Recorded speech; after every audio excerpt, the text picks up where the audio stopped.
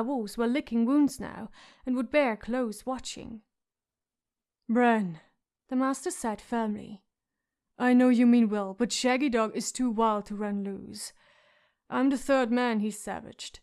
Give him the freedom of the castle and it's only a question of time before he kills someone. The truth is hard, but the wolf has to be chained or—" He hesitated. Or killed, Bran thought, but what he said was, "He was not made for chains. We will wait in your tower, all of us." "That is quite impossible," Master Luwin said. Asha grinned. "The boy's the lordling here, as I recall." She handed Luwin back his torch and scooped Bran up into her arms again. "The master's tower it is." "Will you come, Rickon?" His brother nodded. "If Shaggy comes too," he said, running after Asha and Bran, and there was nothing Master Luwin could do but follow, keeping a wary eye on the wolves. Master Luwin's turret was so cluttered that it seemed to Bran a wonder that he ever found anything. Tottering piles of books covered tables and chairs, rows of stoppered jars lined the shelves, candle stubs and puddles of dried wax dotted the furniture, the bronze Mirish lens tube sat on a tripod by the terrace door, star charts hung from the walls, shadow maps lay scattered among the rushes, papers, quills, and pots of inks were everywhere, and all of it was spotted with droppings from the ravens in the rafters. Their strident quawks drifted down from above as Asha washed and cleaned and bandaged the master's wounds, under Luwin's terse instruction. "This is folly," the small grey man said while she dabbed at the wolf bites with a stinging ointment. "I agree that it is odd that both you boys dreamed the same dream, yet when you stop to consider it, it's only natural. You miss your lord father, and you know that he's a captive. Fear can fever a man's mind and give him queer thoughts. Rickon is too young to comprehend." "I'm 4 now," Rickon said. He was peeking through the lens tube at the gargoyles in the first keep. The direwolves sat on opposite sides of the large round room, licking their wounds and gnawing on bones. "Too young and— 7 hells, that burns! No, don't stop. More. Too young, as I say. But you, Bran, you're old enough to know that dreams are only dreams." "Some are, some aren't." Asha poured pale red fire milk into a long gash. Luwin gasped. "The children of the forest could tell you a thing or two about dreaming." Tears were streaming down the master's face, yet he shook his head doggedly.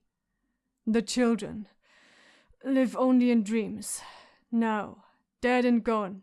Enough, that's enough. Now the bandages. Pads and then wrap, and make it tight. I'll be bleeding." "Old Nan says the children knew the songs of the trees, that they could fly like birds and swim like fish and talk to the animals," Bran said. "She says that they made music so beautiful that it made you cry like a little baby just to hear it." "And all this they did with magic," Master Luwin said, distracted. "I wish they were here now. A spell would heal my arm less painfully, and they could talk to Shaggy Dog and tell him not to bite." He gave the big black wolf an angry glance out of the corner of his eye. "Take a lesson, Bran. The man who trusts in spells is dueling with a glass sword, as the children did. Here, let me show you something." He stirred abruptly, crossed the room, and returned with the green jar in his good hand. "Have a look at these," he said as he pulled the stopper and shook out a handful of shiny black arrowheads. Bran picked one up. "It's made of glass." Curious, Rickon drifted closer to peer over the table. "Dragon glass," Asha named it as she sat down beside Luwin, bandaging in hands. "Obsidian," Master Luwin insisted, holding out his wounded arm. "Forged in the fires of the gods, far below the earth. The children of the forest hunted with that, thousands of years ago. The children worked no metal. In place of mail, they wore long shirts of woven leaves and bound their legs in bark so they seemed to melt into the wood. In place of swords, they carried blades of obsidian." "And still do." Asha placed soft pads over the bites on the master's forearm and bound them tight with long strips of linen. Bran held the arrowhead up close. The black glass was slick and shiny. He thought it beautiful. "Can I keep one?" "As you wish," the master said. "I want one too," Rickon said. "I want 4. I'm 4. Luwin made him count them out. "Careful, they're still sharp. Don't cut yourself." "Tell me about the children," Bran said.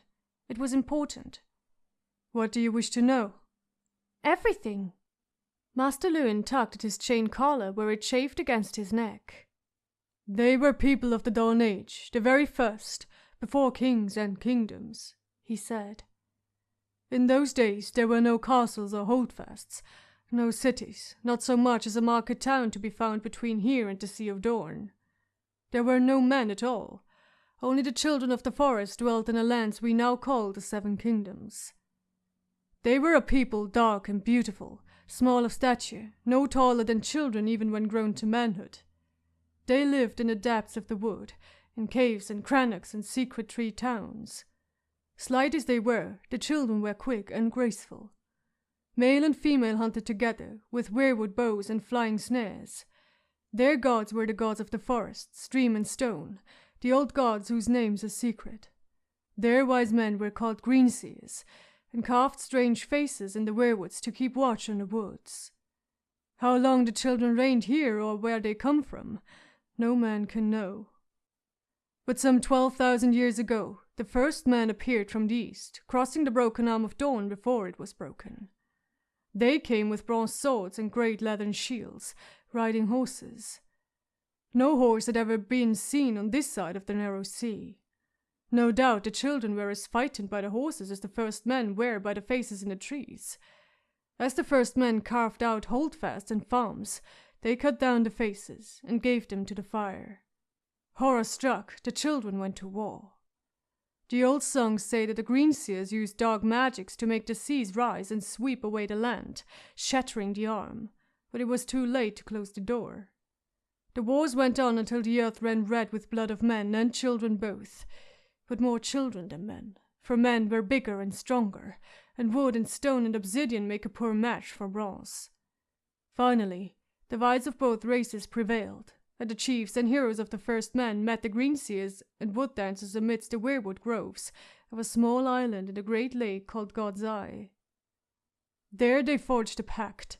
The first men were given the coastlands, the high plains and bright meadows, the mountains and bogs, but the deep woods were to remain forever the children's, and no more weirwoods were to be put to the axe anywhere in the realm.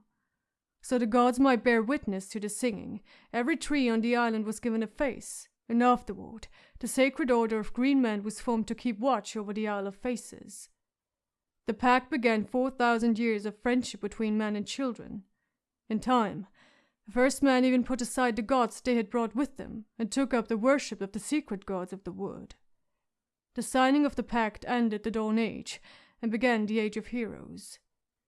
Bran's fist curled around the shiny black arrowhead. "But the children of the forest are all gone now, you said." "Here they are," said Osha as she bit off the end of the last bandage with her teeth. "North of the wall, things are different. That's where the children went, and the giants, and the other old races." Master Luwin sighed. "Woman, by rights you ought to be dead or in chains. The Starks have treated you more gently than you deserve. It is unkind to repay them for their kindness by filling the boys' heads with folly." "Tell me where they went," Bran said. "I want to know." "Me too," Rickon echoed. Very well," Luwin muttered. "So long as the kingdoms of the first men held sway, the pact endured, all through the Age of Heroes and the Long Night and the birth of the Seven Kingdoms. Yet finally there came a time, many centuries later, when other peoples crossed the narrow sea. The Andals were the first, a race of tall, fair-haired warriors who came with steel and fire and the seven-pointed star of the new gods painted on their chests. The wars lasted hundreds of years, but in the end the 6 southern kingdoms all fell before them. Only here, where the king in the north threw back every army that tried to cross the neck, did the rule of the first man endure. The Andals burned out the weirwood groves, hacked down the faces, slaughtered the children where they found them, and everywhere proclaimed the triumph of the seven over the old gods. So the children fled north. Summer began to howl. Master Luwin broke off, startled. When Shaggy Dog bounded to his feet and added his voice to his brother's, dread clutched at Bran's heart. "It's coming," he whispered, with the certainty of despair. He had known it since last night, he realized. since the crow had led him down into the crypts to say farewell. He had known it, but he had not believed. He had wanted Master Luin to be right. The crow, he thought, the three-eyed crow. The howling stopped as suddenly as it had begun. Summer padded across the tower floor to Shaggy Dog and began to lick at the mat of bloody fur in the back of his brother's neck. From the window came a flutter of wings. A raven landed on the grey stone sill, opened its beak, and gave a harsh, raucous rattle of distress. Rickon began to cry. His arrowheads fell from his hand one by one and clattered on the floor. Bran pulled him close and hugged him. Master Luin stared at the black bird as if it were a scorpion with feathers. He rose, slow as a sleepwalker, and moved to the window. When he whistled, the raven hopped into his bandaged forearm.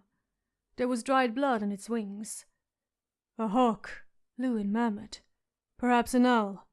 Poor thing. I wonder it got through." He took the letter from its leg. Bran found himself shivering as the master unrolled the paper. "What is it?" he said, holding his brother all the harder. "You know what it is, boy," Osha said, not unkindly. She put her hand on his head. Master Luin looked up at them numbly, a small grey man with blood on the sleeve of his grey wool robe and tears in his bright grey eyes. "My lords," he said to the sons, in a voice gone hoarse and shrunken, We shall need to find a stone carver who knew his likeness well." Chapter 67. Sansa. In the tower room at the heart of Magus Holdfast, Sansa gave herself to the darkness. She drew the curtains around her bed, slept, woke weeping, and slept again. When she could not sleep, she lay under her blankets shivering with grief. Servants came and went, bringing meals, but the sight of food was more than she could bear. The dishes piled up on the table beneath her window, untouched and spoiling, until the servants took them away again. Sometimes her sleep was leaden and dreamless, and she woke from it more tired than when she had closed her eyes. Yet those were the best times, for when she dreamed of father. Waking or sleeping, she saw him, saw the gold cloaks fling him down, saw Sir Ilyn striding forward, unsheathing ice from the scabbard on his back, saw the moment when she had wanted to look away, she had wanted to. Her legs had gone out from under her and she had fallen to her knees, yet somehow she could not turn her head, and all the people were screaming and shouting, and her prince had smiled at her. He'd smiled and she'd felt safe, but only for a heartbeat, until he said those words, and her father's legs. That was what she remembered, his legs, the way they jerked when when the sword. Perhaps I will die too, she told herself, and the thought did not seem so terrible to her. If she flung herself from the window, she could put an end to her suffering, and in the years to come the singers would write songs of her grief. Her body would lie on the stones below, broken and innocent, shaming all those who had betrayed her. Sansa went so far as to cross the bedchamber and throw open the shutters, but then her courage left her, and she ran back to her bed, sobbing. The serving girls tried to talk to her when they brought her meals, but she never answered them. Once, Grandmaster Bissell came with a box of flasks and bottles to ask if she was ill. He felt her brow, made her undress, and touched her all over while her bedmate held her down. When he left, he gave her a potion of honey water and herbs, and told her to drink a swallow every night. She drank it all right then and went back to sleep. She dreamt of footsteps on the tower stair, an ominous scraping of leather and stone as a man climbed slowly toward her bedchamber, step by step. All she could do was huddle behind her door and listen, trembling, as he came closer and closer. It was Sir Ilyn Payne, she knew, coming for her with ice in his hand, coming to take her head. There was no place to run, no place to hide, no way to bar the door. Finally, the footsteps stopped and she knew he was just outside, standing there silent with his dead eyes and his long pocked face. That was when she realized she was naked. She crouched down, trying to cover herself with her hands, as her door began to swing open, creaking, the point of the greatsword poking through. She woke, murmuring, "Please, please, I'll be good, please don't." But there was no one to hear. When they finally came for her in truth, Sansa never heard their footsteps. It was Joffrey who opened the door, not Sir Ilyn, but the boy who had been her prince. She was in bed, curled up tight, her curtains drawn, and she could not have said if it was noon or midnight. The first thing she heard was the slam of the door.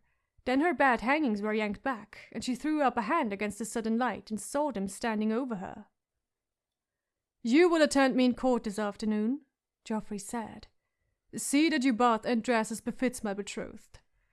Sandor Clegane stood at his shoulder in a plain brown doublet and green mantle, his burnt face hideous in the morning light. Behind them were 2 knights of the Kingsguard in long white satin cloaks. Sansa drew her blanket up to her chin to cover herself. "No," she whimpered. "Please, leave me be." "If you won't rise and dress yourself, my hound will do it for you," Joffrey said. "I beg of you, my prince." "I'm king now. Dog, get her out of bed." Sandor Clegane scoped her up around the waist and lifted her off the feather bed as she struggled feebly. Her blanket fell to the floor. Underneath she had only a thin bedgown to cover her nakedness. "Do as you're bid, child," Clegane said. "Dress." He pushed her toward her wardrobe, almost gently. Sansa backed away from them. "I did as the Queen asked. I wrote the letters. I wrote what she told me. You promised you'd be merciful. Please, let me go home. I won't do any treason. I'll be good, I swear it. I don't have traitor's blood, I don't. I only want to go home." Remembering her courtesies, she lowered her head.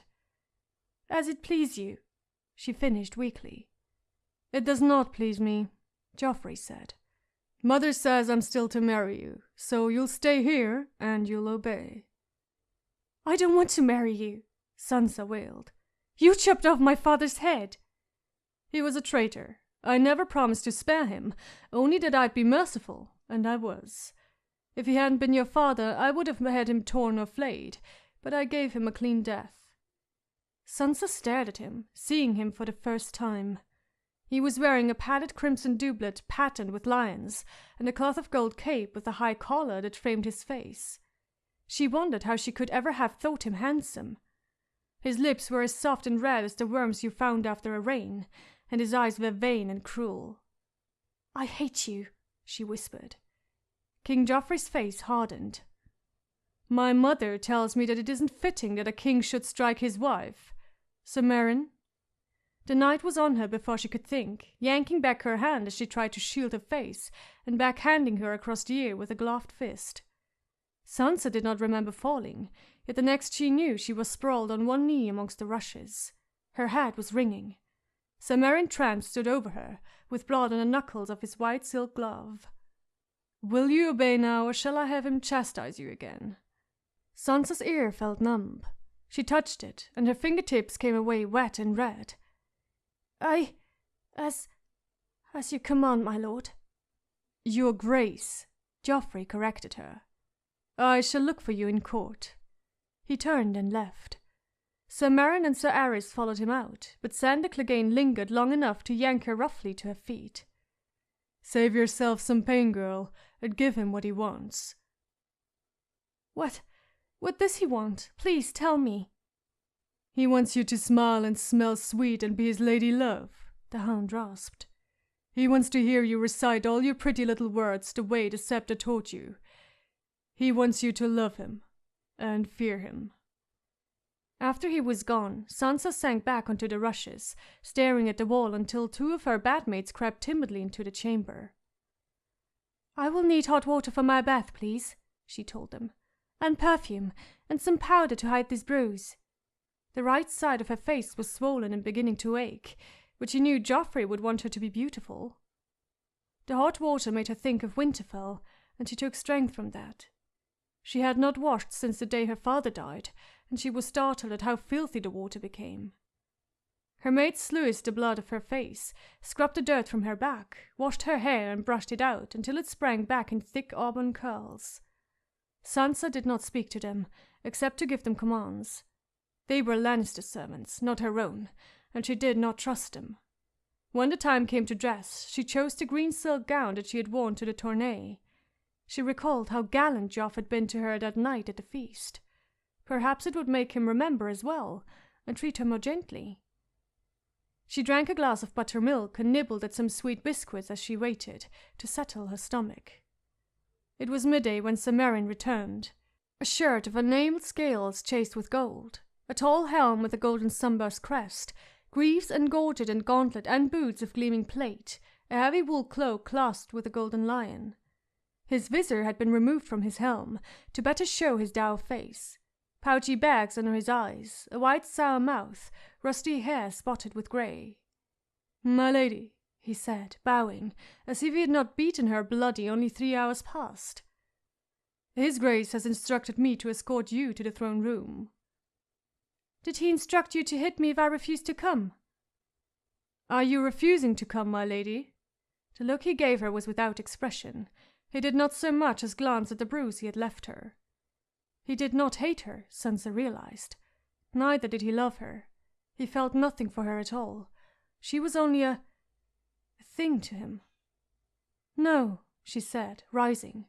She wanted to rage, to hurt him as he'd hurt her, to warn him that when she was queen she would have him exiled if he ever dared strike her again.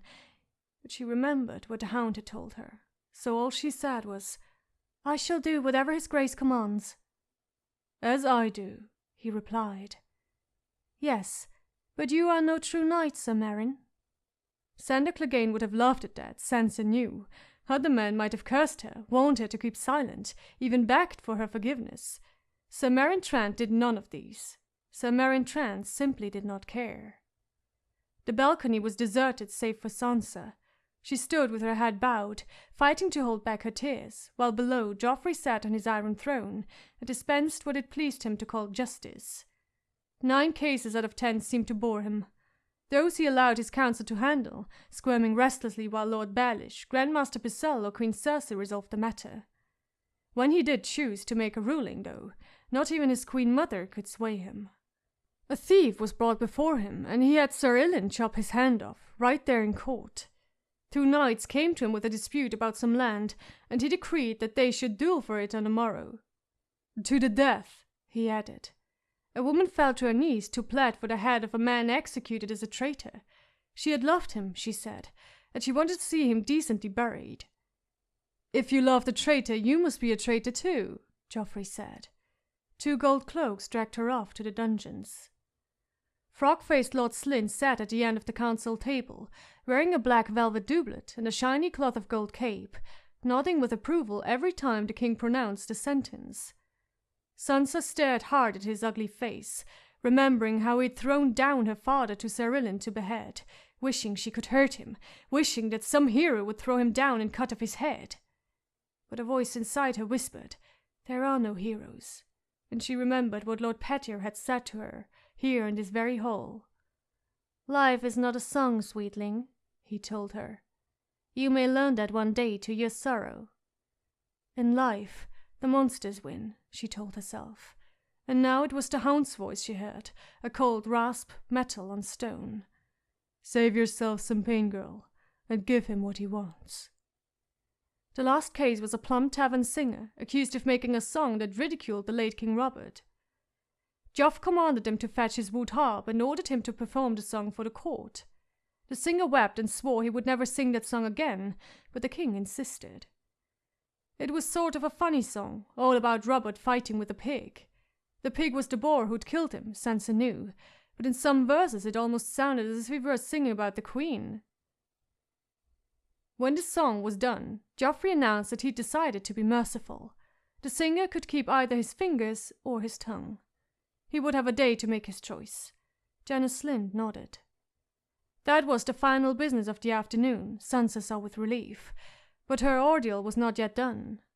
When the herald's voice dismissed the court, she fled the balcony, only to find Joffrey waiting for her at the base of the curving stairs. The hound was with him, and Sir Meryn as well. The young king examined her critically, top to bottom. "You look much better than you did." "Thank you, your grace," Sansa said. Hollow words, but they made him nod and smile. "Walk with me," Joffrey commanded, offering her his arm. She had no choice but to take it. The touch of his hand would have thrilled her once. Now it made her flesh crawl. My name day will be here soon, Joffrey said as they slipped out the rear of the throne room. There will be a great feast and gifts. What are you going to give me? I had not thought, my lord. Your grace, he said sharply. You truly are a stupid girl, aren't you? My mother says so. She does? After all that had happened, his words should have lost their power to hurt her, yet somehow they had not. The queen had always been so kind to her. Oh yes, she worries about our children, whether they'll be stupid like you, but I told her not to trouble herself.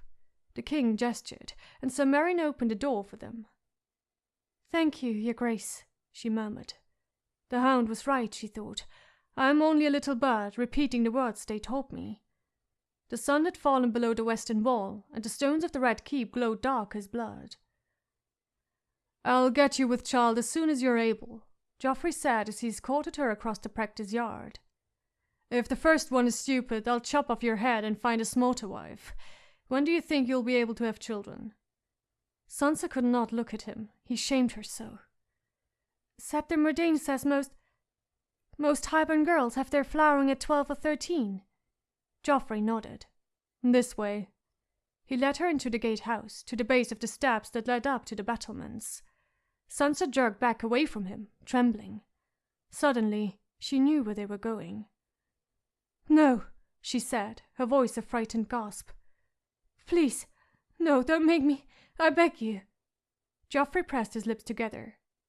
I want to show you what happens to traitors. Sansa shook her head wildly. I won't, I won't. I can have Sir Meryn drag you up, he said. You won't like that. You had better do what I say.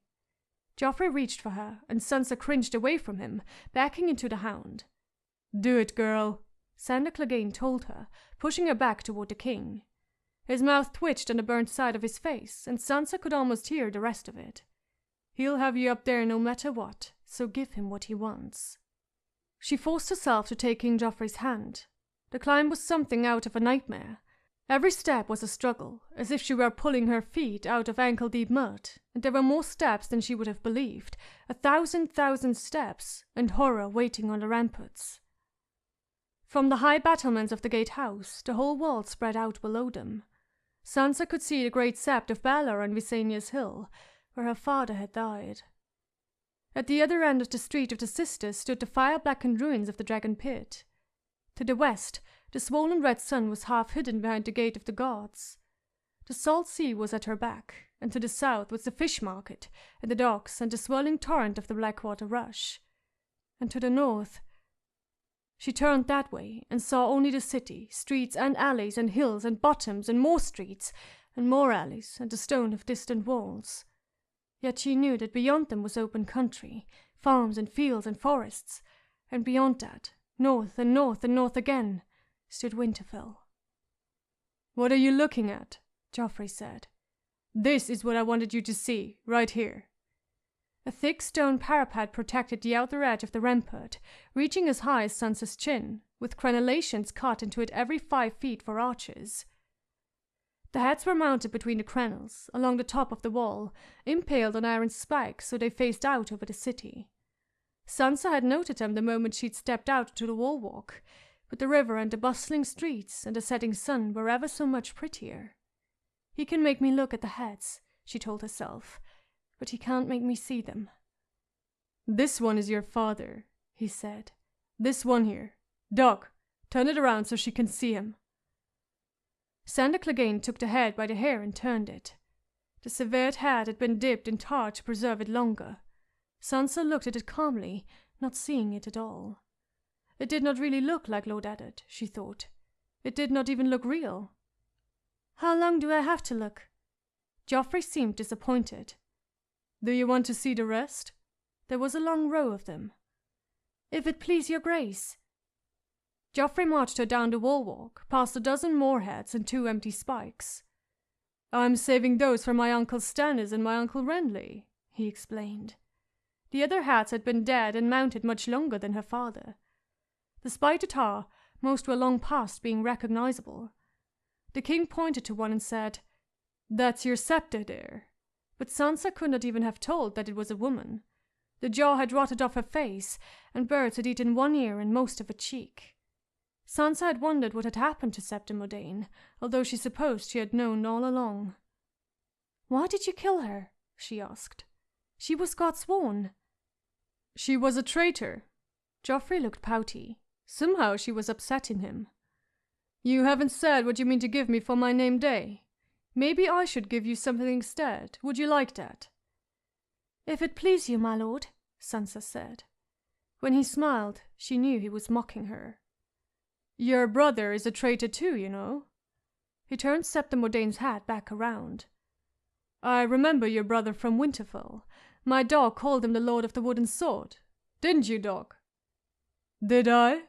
the hound replied. "I don't recall." Joffrey gave a petulant shrug. "Your brother defeated my Uncle Jaime. My mother says it was treachery and deceit. She wept when she heard.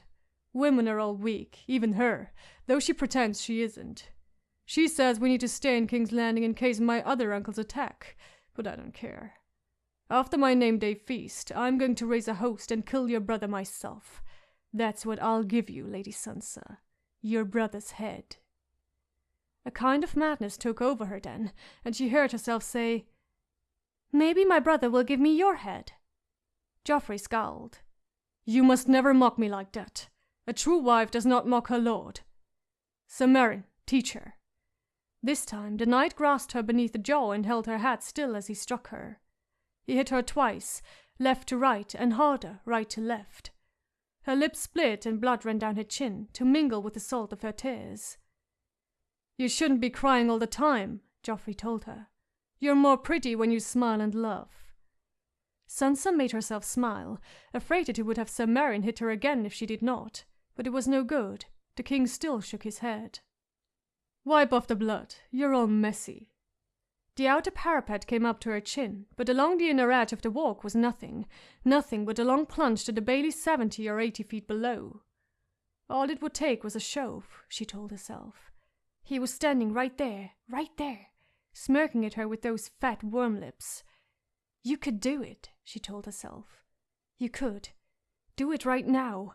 It wouldn't even matter if she went over with him. It wouldn't matter at all. "Here, girl." Sandor Clegane knelt before her, between her and Joffrey. With a delicacy surprising in such a big man, he dabbed at the blood welling from her broken lip. The moment was gone. Sansa lowered her eyes.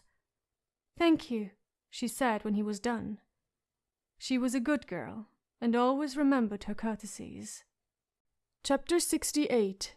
Daenerys. Wings shadowed her fever dreams. "You don't want to wake the dragon, do you?" She was walking down a long hall beneath high stone arches. She could not look behind her, must not look behind her.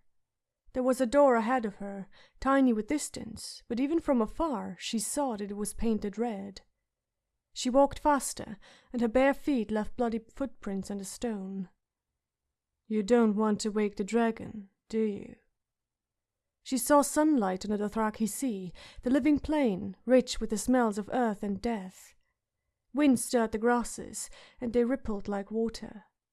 Drogo held her in strong arms, and his hands stroked her sex and opened her, and woke that sweet wetness that was his alone, and the stars smiled down on them, stars in the daylight sky. "Home," she whispered as he entered her and filled her with his seed. But suddenly the stars were gone, and across the blue sky swept the great wings, and the world took flame. "Don't want to wake the dragon, do you?" Ser Jorah's face was drawn and sorrowful. "Rhaegar was the last dragon," he told her. He warmed translucent hands over a glowing brazier where stone eggs smouldered red as coals. One moment he was there, and the next he was fading, his flesh colorless, less substantial than the wind. "The last dragon," he whispered, thin as a wisp, and was gone. She felt the dark behind her, and the red door seemed farther away than ever. "Don't want to wake the dragon, do you?" Viserys stood before her, screaming. "The dragon does not beg, slut! You do not command the dragon! I am the dragon, and I will be crowned!" The molten gold trickled down his face like wax, burning deep channels in his flesh. I am the dragon, and I will be crowned, he shrieked, and his fingers snapped like snakes, biting at her nipples, pinching, twisting, even as his eyes burst and ran like jelly down seared and blackened cheeks. Don't want to wake the dragon. The red door was so far ahead of her, and she could feel the icy breath behind her, sweeping up on her. If it caught her, she would die a death that was more than death, howling forever alone in the darkness. She began to run. Don't want to wake the dragon. She could feel the heat inside her, a terrible burning in her womb. Her son was tall and proud, with Drogo's copper skin and her own silver-gold hair, violet eyes shaped like almonds. And he smiled for her and began to lift his hand toward hers, but when he opened his mouth, the fire poured out. She saw his heart burning through his chest, and in an instant he was gone, consumed like a moth by a candle, turned to ash. She wept for her child, the promise of a sweet mouth on her breast, but her tears turned to steam as they touched her skin. Want to wake the dragon? Ghosts lined the hallway, dressed in the faded raiment of kings. In their hands were swords of pale fire. They had hair of silver and hair of gold and hair of platinum white, and their eyes were opal and amethyst, tourmaline and jade. Faster, they cried. Faster, faster. She raced, her feet melting the stone wherever they touched. Faster! The ghosts cried as one, and she screamed and threw herself forward. A great knife of pain ripped down her back, and she felt her skin tear open, and smelled the stench of burning blood, and saw the shadow of wings. And the nearest Targaryen flew. Wake the dragon. The door loomed before her, the red door, so close the hall was a blur around her, the cold receding behind. And now the stone was gone, and she flew across the Dothraki Sea, high and higher, the green rippling beneath, and all that lived and breathed fled in terror from the shadow of her wings. She could smell home, she could see it there, just beyond that door, green fields and great stone houses, and arms to keep her warm, there. She threw open the door. The dragon. And saw her brother Rhaegar, mounted on a stallion as black as his armor. Fire glimmered red through the narrow eye-slit of his helm. The last dragon, Ser Jorah's voice whispered faintly. The last, the last. Dany lifted his polished black visor. The face within was her own. After that, for a long time, there was only the pain, the fire within her, and the whisperings of stars. She woke to the taste of ashes. No, she moaned. No, please. Khaleesi? Cheeky hovered over her, a frightened doe. The tent was drenched in shadow, still and close. Flakes of ash drifted upward from a brazier, and Dany followed them with her eyes through the smoke hole above. Flying, she thought. I had wings. I was flying. But it was only a dream. Help me, she whispered, struggling to rise. Bring me... Her voice was raw as a wound, and she could not think what she wanted. Why did she hurt so much? It was as if her body had been torn to pieces and remade from the scraps. I want... Yes, Khaleesi. Quick as that, Cheeky was gone, bolting from the tent, shouting. Dany needed... something... someone... What? It was important, she knew. It was the only thing in the world that mattered. She rolled onto her side and got an elbow under her, fighting the blanket tangled about her legs. It was so hard to move. The world swam dizzily. I have to... They found her on the carpet, crawling toward her dragon eggs. Ser Jorah Mormont lifted her in his arms and carried her back to her sleeping silks, while she struggled feebly against him. Over his shoulder she saw her 3 handmaids, Drogo with his little wisp of mustache, and the flat-browed face of Mirri Maz Duur. I must... she tried to tell them. I have to... Sleep, princess, Ser Jorah said. No, Dany said. Please, please. Yes. He covered her with silk, though she was burning. Sleep and grow strong again, Khaleesi. Come back to us. And then Mirri Maz Duur was there, the Maggie, tipping a cup against her lips. She tasted sour milk and something else, something thick and bitter. Warm liquid ran down her chin. Somehow she swallowed. The tent grew dimmer and sleep took her again. This time she did not dream. She floated, serene and at peace, on a black sea that knew no shore. After a time, a night, a day, a year, she could not say, she woke again. The tent was dark, its silken walls flapping like wings when the wind gusted outside. This time, Danny did not attempt to rise. "Eerie," she called. "Jikki, Dorea." They were there at once. "My throat is dry," she said. "So dry." And they brought her water. It was warm and flat, yet Danny drank it eagerly and sent Jikki for more. Eerie dampened the soft cloth and stroked her brow. "I've been sick," Danny said. The Dothraki girl nodded. "How long?" The cloth was soothing, but Eerie seemed so sad it frightened her. "Long," she whispered. When Jikki returned with more water, Mirri Maz Dur came with her, eyes heavy from sleep. "Drink," she said, lifting Danny's head to the cup once more, but this time it was only wine. Sweet, sweet wine. Danny drank and lay back, listening to the soft sound of her own breathing. She could feel the heaviness in her limbs as sleep crept in to fill her up once more. "Bring me," she murmured, her voice slurred and drowsy. I want to hold." "Yes?" the Magi asked. "What is it you wish, Khaleesi?" "Bring me egg. Dragon's egg. Please." Her lashes turned to lead, and she was too weary to hold them up. When she woke the third time, a shaft of golden sunlight was pouring through the smoke hole of the tent, and her arms were wrapped around the dragon's egg.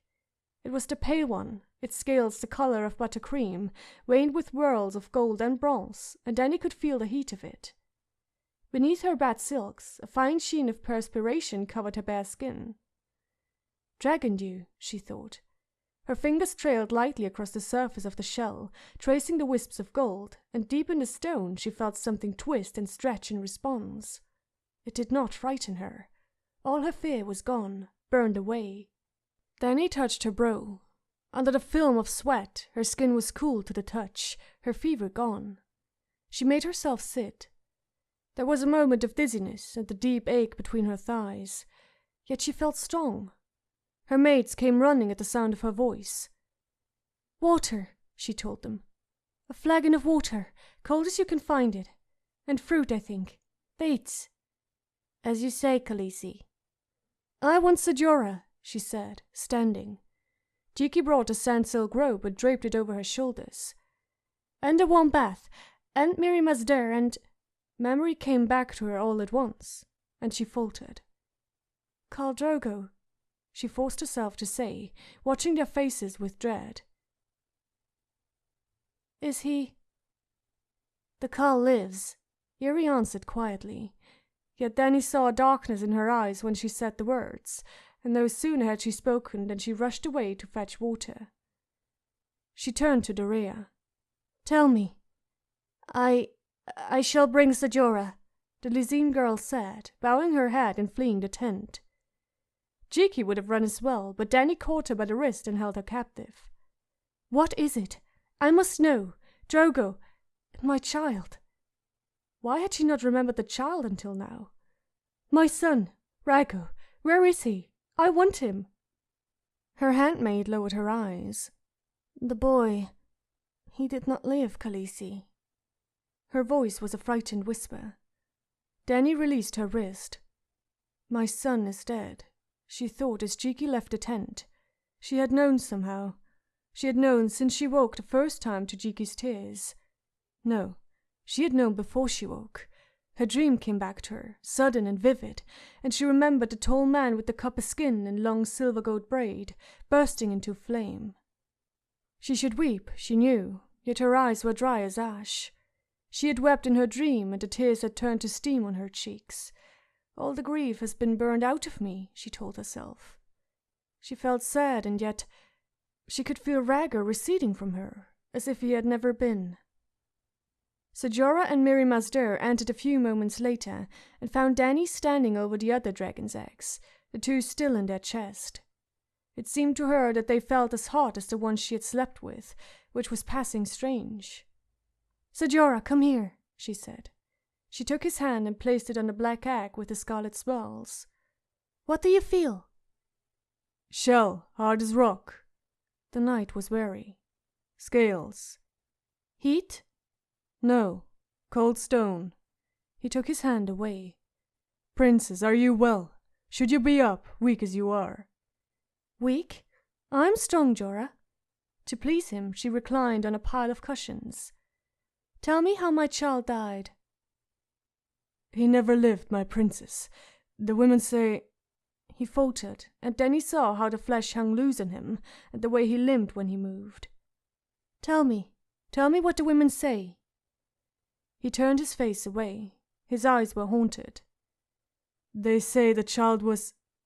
She waited, but Ser Jorah could not say it. His face grew dark with shame. He looked half a corpse himself. Monstrous. Mirri Maz Duur finished for him. The knight was a powerful man, yet Dany understood in that moment that the Magi was stronger, and crueler, and infinitely more dangerous. Twisted. I drew him forth myself. He was scaled like a lizard, blind, with the stub of a tail and small leather wings like the wings of a bat. When I touched him, the flesh sloughed off the bone, and inside he was full of grave worms and the stink of corruption. He had been dead for years. Darkness, Dany thought. The terrible darkness sweeping up behind to devour her. If she looked back, she was lost.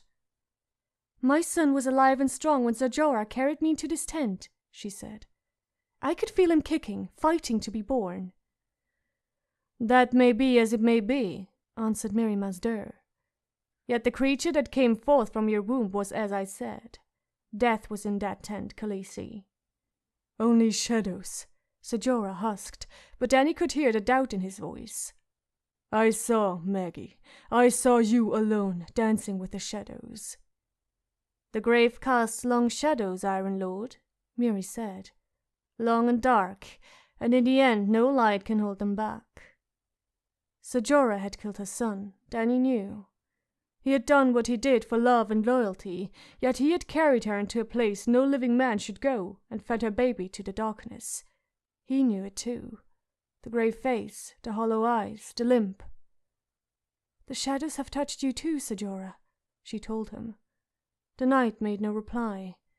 Dany turned to the Godswife. You warned me that only death could pay for life. I thought you meant the horse. No, Mirri Maz Duur said. That was a lie you told yourself. You knew the price. Had she? If I look back, I'm lost. The price was paid, Dany said. The horse, my child, Quaro and Quotho, Hago and Kohollo. The price was paid and paid and paid. She rose from her cushions. Where is Khal Drogo? Show him to me, Godswife, Maggie, Bloodmage, whatever you are. Show me Khal Drogo. Show me what I bought with my son's life. As you command, Khaleesi, the old woman said. Come, I will take you to him. Dany was weaker than she knew. Ser Jorah slipped an arm around her and helped her stand. Time enough for this later, my princess, he said quietly. I would see him now, Ser Jorah. After the dimness of the tent, the world outside was blinding bright. The sun burned like molten gold, and the land was seared and empty. Her handmaids waited with fruit and wine and water, and Jogo moved close to help Ser Jorah support her. Aggo and Rakharo stood behind. The glare of sun on sand made it hard to see more, until Dany raised her hand to shade her eyes. She saw the ashes of a fire, a few score horses milling listlessly and searching for a bite of grass, a scattering of tents and bedrolls. A small crowd of children had gathered to watch her, and beyond she glimpsed women going about their work, and withered old men staring at the flat blue sky with tired eyes, swatting feebly at bloodflies. A count might show 100 people, no more. Where the other 40,000 had made their camp, only the wind and dust lived now. Drogo's Khalasai's gone, she said. A Khal who cannot ride is no Khal, said Jogo. The Dothraki follow only the strong, Ser Jorah said. I'm sorry, my princess. There was no way to hold them. Ko Pono left first, naming himself Khal Pono, and many followed him. Jaqen was not long to do the same. The rest slipped away night by night, in large bands and small. There are a dozen new Khalasars on the Dothraki Sea, where once there was only Drogos. The old remain, said Aggo. The frightened, the weak, and the sick. And we who swore, we remain. They took Khal Drogo's hurts, Khaleesi, Rakharo said. We were too few to stop them. It is the right of the strong to take from the weak. They took many slaves as well, the Khal's and yours, yet they left some few. Eroe? Asked Dany, remembering the frightened child she had saved outside the city of the Lamp Men. Mago seized her, who is Khal Jaqo's blood rider now, said Drogo. He mounted her high and low and gave her to his Khal, and Jaqo gave her to his other blood riders. They were 6. When they were done with her, they cut her throat. It was her fate, Khaleesi, said Aggo. If I look back, I'm lost. It was a cruel fate, Dany said, yet not so cruel as Mago's will be. I promise you that, by the old gods and the new, by the lamp god and the horse god and every god that lives, I swear it by the mother of mountains and the womb of the world, before I am done with them, Mago and Kojako will plead for mercy they showed Eroe. The Dothraki exchanged uncertain glances. Khaleesi, the handmaid Irri explained as if to a child. Jaqo is Khal now, with 20,000 riders at his back. She lifted her head. And I am Daenerys Stormhorn, Daenerys of House Targaryen, of the blood of Aegon the Conqueror, and Mago the Cruel, and old Valyria before them. I am the dragon's daughter, and I swear to you, these men will die screaming. Now bring me to Khal Drogo. He was lying on the bare red earth, staring up at the sun. A dozen blood flies had settled on his body, though he did not seem to feel them. Then he brushed them away and knelt beside him. His eyes were wide open, but did not see, and she knew at once that he was blind. When she whispered his name, he did not seem to hear. The wound on his breast was as healed as it would ever be, the scar that covered it grey and red and hideous. "Why is he out here alone in the sun?" she asked him. "He seems to like the warmth, Princess," Ser Jorah said. "His eyes follow the sun, though he does not see it. He can walk after a fashion. He will go where you lead him, but no farther. He will eat if you put food in his mouth, drink if you dribble water on his lips." Dany kissed her sun and stars gently on the brow, and stood to face Mirri Maz Duur. "Your spells are costly, Maggie." "He lives," said Mirri Maz Duur. "You asked for life, you paid for life." "This is not life, for one who was as Drogo was. His life was slaughter, and meat roasting over a fire pit, and a horse between his legs. His life was an arrow in his hand, and his bells ringing in his hair as he rode to meet an enemy. His life was his blood riders, and me, and the son I was to give him." Mirri Maz Duur made no reply. "When will he be as he was?" Dany demanded. "When the sun rises in the west and sets in the east," said Mirri Maz Duur. "When the seas go dry and mountains blow in the wind like leaves, when your womb quickens again and you bear a living child, then he will return, and not before." Dany gestured at Ser Jorah and the others. "Leave us. I would speak with this Maggie alone." Mormont and the Dothraki withdrew. "You knew," Dany said when they were gone. She ached, inside and out, but her fury gave her strength. "You knew what I was buying, and you knew the price, and yet you let me pay it." "It was wrong of them to burn my temple," the heavy, flat-nosed woman said placidly. "That angered the great shepherd." "This was no God's work," Dany said coldly. "If I look back, I'm lost." "You cheated me. You murdered my child within me." "The stallion who mounts the world will burn no cities now. His Khalasa shall trample no nations into dust." "I spoke for you," she said, anguished. "I saved you." "Saved me?" The Lizarene woman spat. 3 riders had taken me, not as a man takes a woman, but from behind, as a dog takes a bitch. The 4th was in me when you rode past. How then did you save me? I saw my god's house burn, where I had healed good men beyond counting. My home they burned as well, and in the street I saw piles of heads. I saw the head of a baker who made my bread. I saw the head of a boy I had saved from dead-eye fever, only 3 moons past. I heard children crying as the riders drove them off with their whips. Tell me again what you saved." "Your life." Mirri Maz Duur laughed cruelly. Look to your call and see what life is worth when all the rest is gone." Dany called out for the men of her cause and bid them take Mirri Maz Dur and bind her hand and foot, but the Maggie smiled at her as they carried her off, as if they shared a secret. A word, and Dany could have her head off. Yet then what would she have? A head. If life was worthless, what was death? They led Khal Drogo back to her tent, and Dany commanded them to fill a tub. At this time there was no blood in the water. She bathed him herself, washing the dirt and the dust from his arms and chest, cleaning his face with a soft cloth, soaping his long black hair and combing the knots and tangles from it till it shone again as she remembered. It was well past dark before she was done, and Dany was exhausted. She stopped for drink and food, but it was all she could do to nibble at the fig and keep down a mouthful of water. Sleep would have been a release, but she had slept enough. Too long, in truth. She owed this night to Drogo, for all the nights that had been, and yet might be.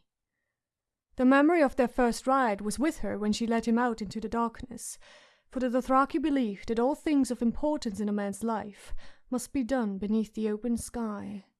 She told herself that there were powers stronger than hatred, and spells older and truer than any the Maggie had learned in Asshai. The night was black and moonless, but overhead 1,000,000 stars burned bright. She took that for an omen. No soft blanket of grass welcomed them here, only the hard, dusty ground, bare and strewn with stones. No trees stirred in the wind, and there was no stream to soothe her fears with the gentle music of water. Dany told herself that the stars would be enough. "Remember, Drogo," she whispered. "Remember our first ride together, the day we wed. Remember the night we made Rhaego, with the Carlissa all around us and your eyes on my face. Remember how cool and clean the water was in the womb of the world. Remember, my sun and stars. Remember, and come back to me." The birth had left her too raw and torn to take him inside of her, as she would have wanted, but Doreah had taught her other ways. Dany used her hands, her mouth, her breasts.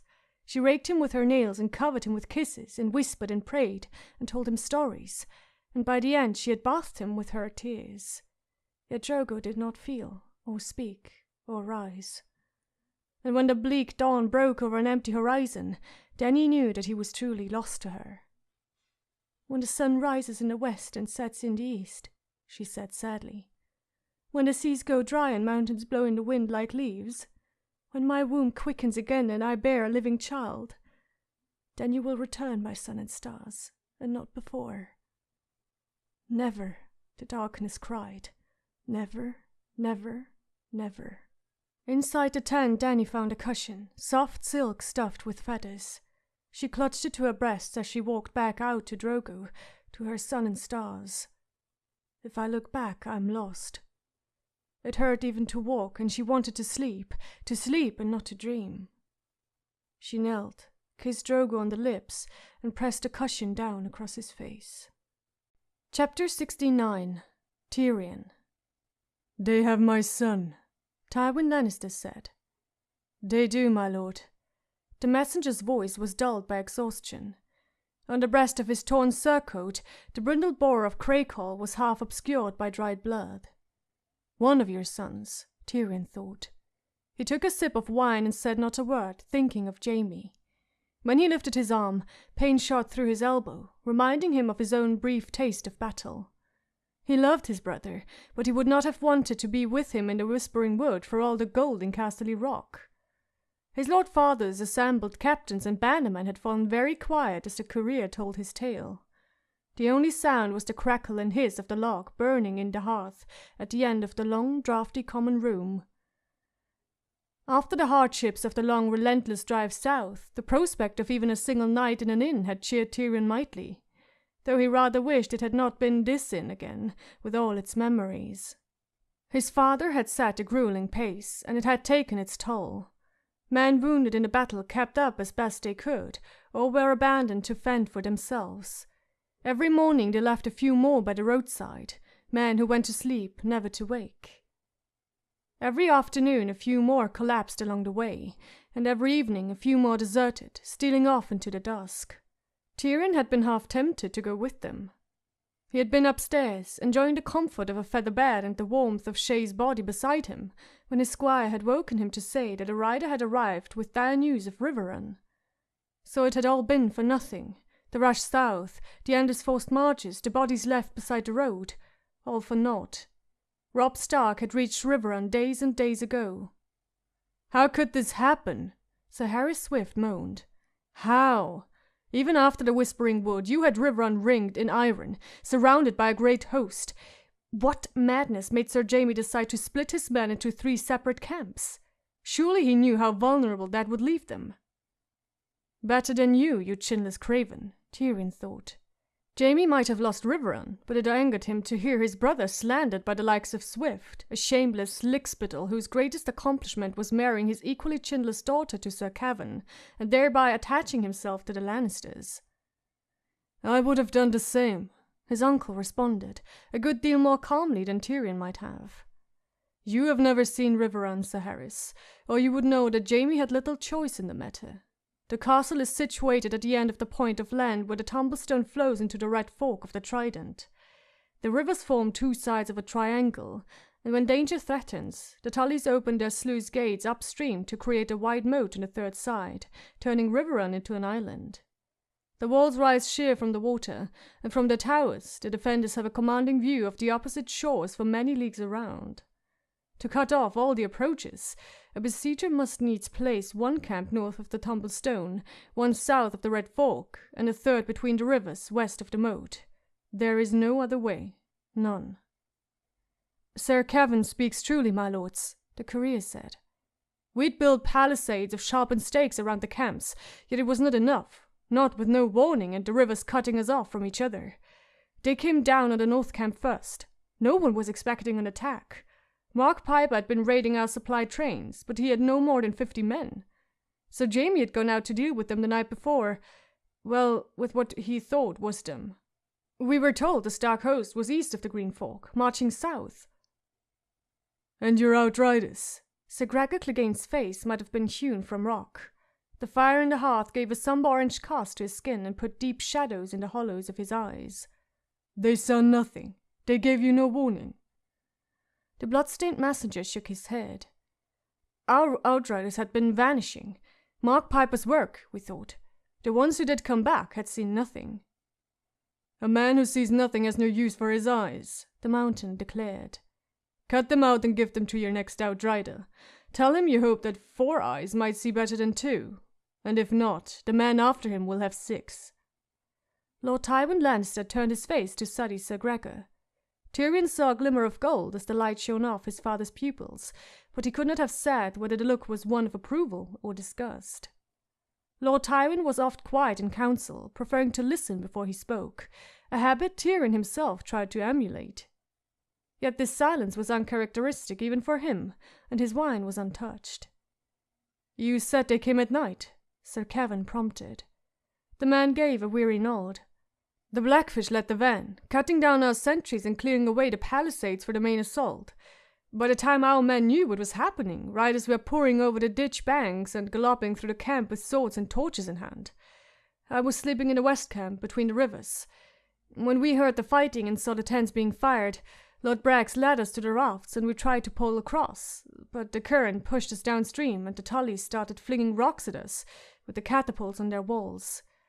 I saw 1 raft smashed to kindling and 3 others overturned, men swept into the river and drowned, and those who did make it across found the Starks waiting for them on the river banks."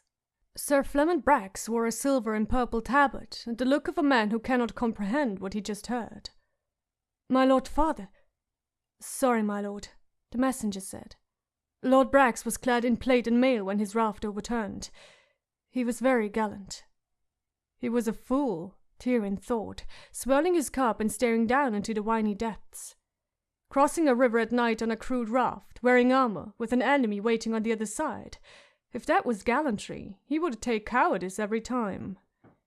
He wondered if Lord Brax had felt especially gallant as the weight of his steel pulled him under the black water. "The camp between the river was overrun as well," the messenger was saying. "While we were trying to cross, more Starks swept in from the west, 2 columns of armored horse. I saw Lord Umber's giant in chains and the Mallister Eagle, but it was the boy who led them, with a monstrous wolf running at his side. I wasn't there to see, but it said the beast killed 4 men and ripped apart a dozen horses. Our spearmen formed up a shield wall and held against their first charge, but when the Tullys saw them engaged, they opened the gates of Riverrun, and Titus Blackwood led a sortie across the drawbridge and took them in the rear. God save us, Lord Lefford swore. Great John Umber fired the siege towers we were building, and Lord Blackwood found Sir Edmund Tully in chains among the other captives, and made off with them all. Our south camp was under the command of Sir Foley Prester. He retreated in good order when he saw that the other camps were lost, with 2,000 spears and as many bowmen, but the Tyroshi sellsword who led his free riders struck his banners and went over to the foe. Curse the man! His Uncle Kevin sounded more angry than surprised. I warned Jamie not to trust that one. A man who fights for coin is loyal only to his purse. Lord Tywin wove his fingers together under his chin. Only his eyes moved as he listened. His bristling golden side whiskers framed a face so still it might have been a mask, but Tyrion could see tiny bits of sweat dappling his father's shaven head. How could it happen? Sir Harry Swift wailed again. Sir Jamie taken, the siege broken. That is a catastrophe. Sir Adam Marbrand said, I'm sure we are all grateful to you for pointing out the obvious, Sir Harris. The question is, what shall we do about it? What can we do? Jamie's host is all slaughtered or taken or put to flight. The Starks and the Tullys sit squarely across our line of supply. We're cut off from the west. They can march on Casterly Rock if they so choose, and what's to stop them? My lords, we are beaten. We must sue for peace. Peace! Tyrion swilled his wine thoughtfully, took a deep draught, and hurled his empty cup to the floor, where it shattered into 1,000 pieces. There's your peace, Sir Harris. My sweet nephew broke it for good, and all when he decided to ornament the Red Keep with Lord Eddard's head. You'll have an easier time drinking wine from that cup than you will convincing Robb Stark to make peace now. He's winning, or hadn't you noticed? 2 battles do not make a war, Sir Adam insisted. We are far from lost. I should welcome the chance to try my own steel against this Stark boy. Perhaps they would consent to a truce and allow us to trade our prisoners for theirs, offered Lord Lefford. Unless they trade 3 for 1, we still come out light on those scales, Tyrion said acidly. And what are we to offer for my brother, Lord Eddard's rotting head? I had heard that Queen Cersei has the Hand's daughters, Lefford said hopefully. If we give the lad his sisters back. Sir Adam snorted disdainfully. He would have to be an utter ass to trade Jaime Lannister's life for 2 girls. Then we must ransom Sir Jaime, whatever it costs, Lord Lefford said. Tyrion rolled his eyes. If the Starks feel the need for gold, they can melt down Jaime's armor. If we ask for a truce, they will think us weak, Sir Adam argued. We should march on them at once. Surely our friends at court could prevail upon to join us with fresh troops, said Sir Harris. And someone might return to Casterly Rock to raise a new host. Lord Tywin Lannister rose to his feet. They have my son, he said once more, in a voice that cut through the babble like a sword through soot. Leave me, all of you. Ever the soul of obedience, Tyrion rose to depart with the rest, but his father gave him a look. Not you, Tyrion. Remain. And you as well, Kevin. The rest of you, out.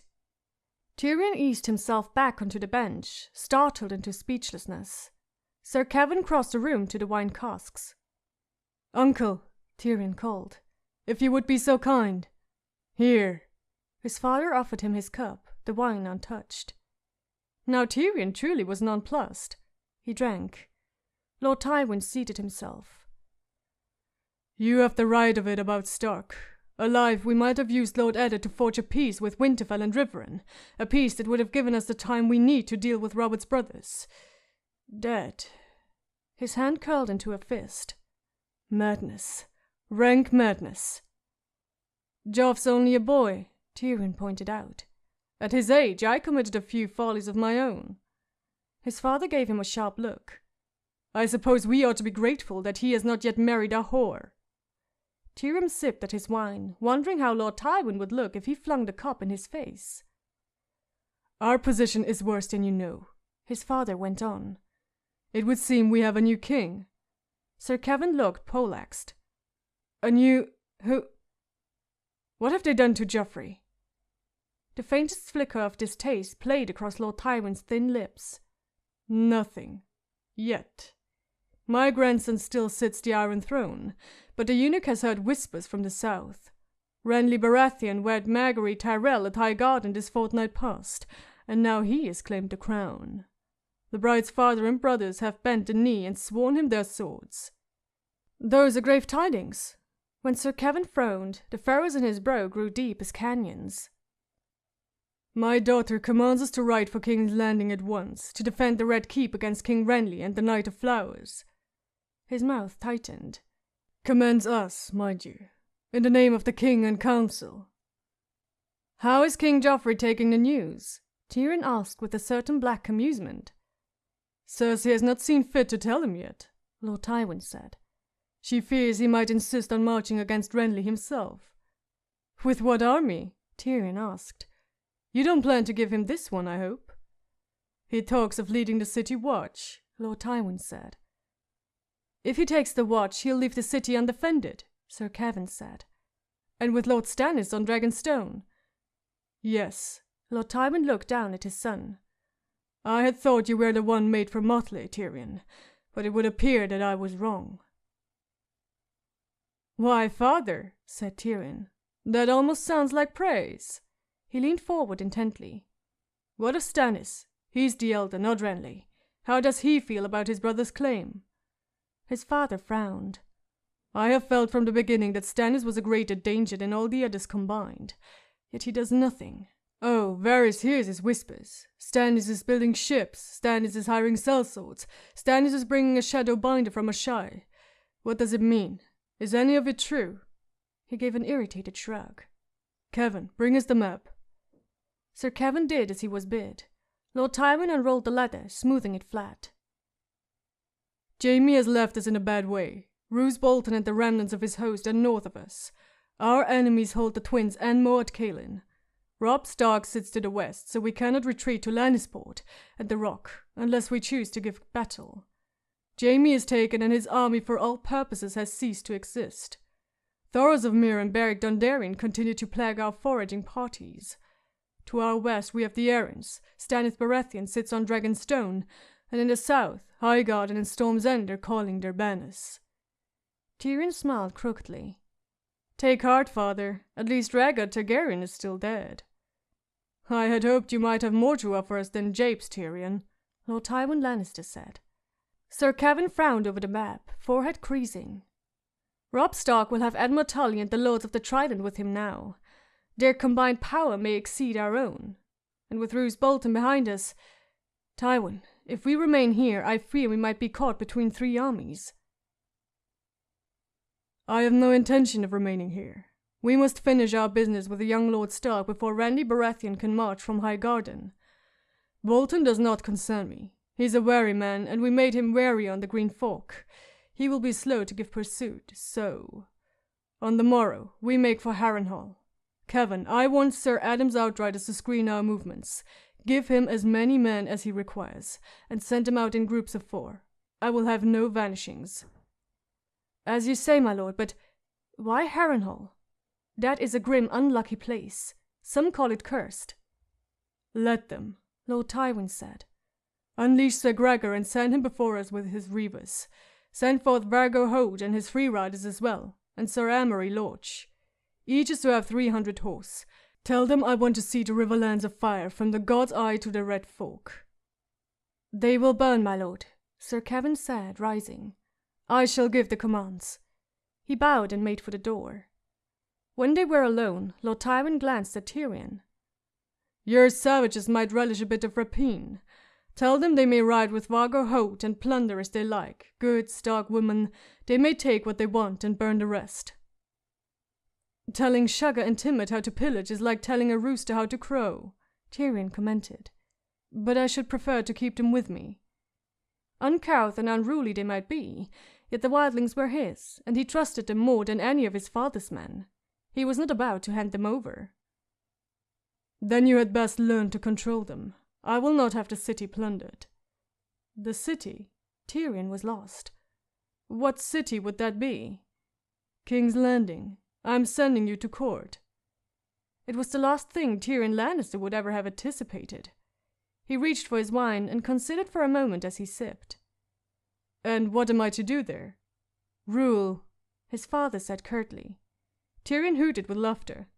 "My sweet sister might have a word or two to say about that." "Let her say what she likes. Her son needs to be taken in hand before he ruins us all. I blame those jackanapes on the council. Our friend Petyr, the venerable Grand Master, and that cockless Wonderlord Varys. What sort of counsel are they giving Joffrey when he lurches from one folly to the next? Whose notion was it to make this Janos Slynt a lord? The man's father was a butcher, and they grant him Harrenhal. Harrenhal, that was the seat of kings. Not that he will ever set foot inside it, if I have a say. I'm told he took a bloody spear for his sigil. A bloody cleaver would have been my choice." His father had not raised his voice, yet Tyrion could see the anger in the gold of his eyes. "And dismissing Selmy, where was the sense in that? Yes, the man was old, but the name of Barristan the Bold still has meaning in the realm. He lent honor to any man he served. Can anyone say the same of the Hound?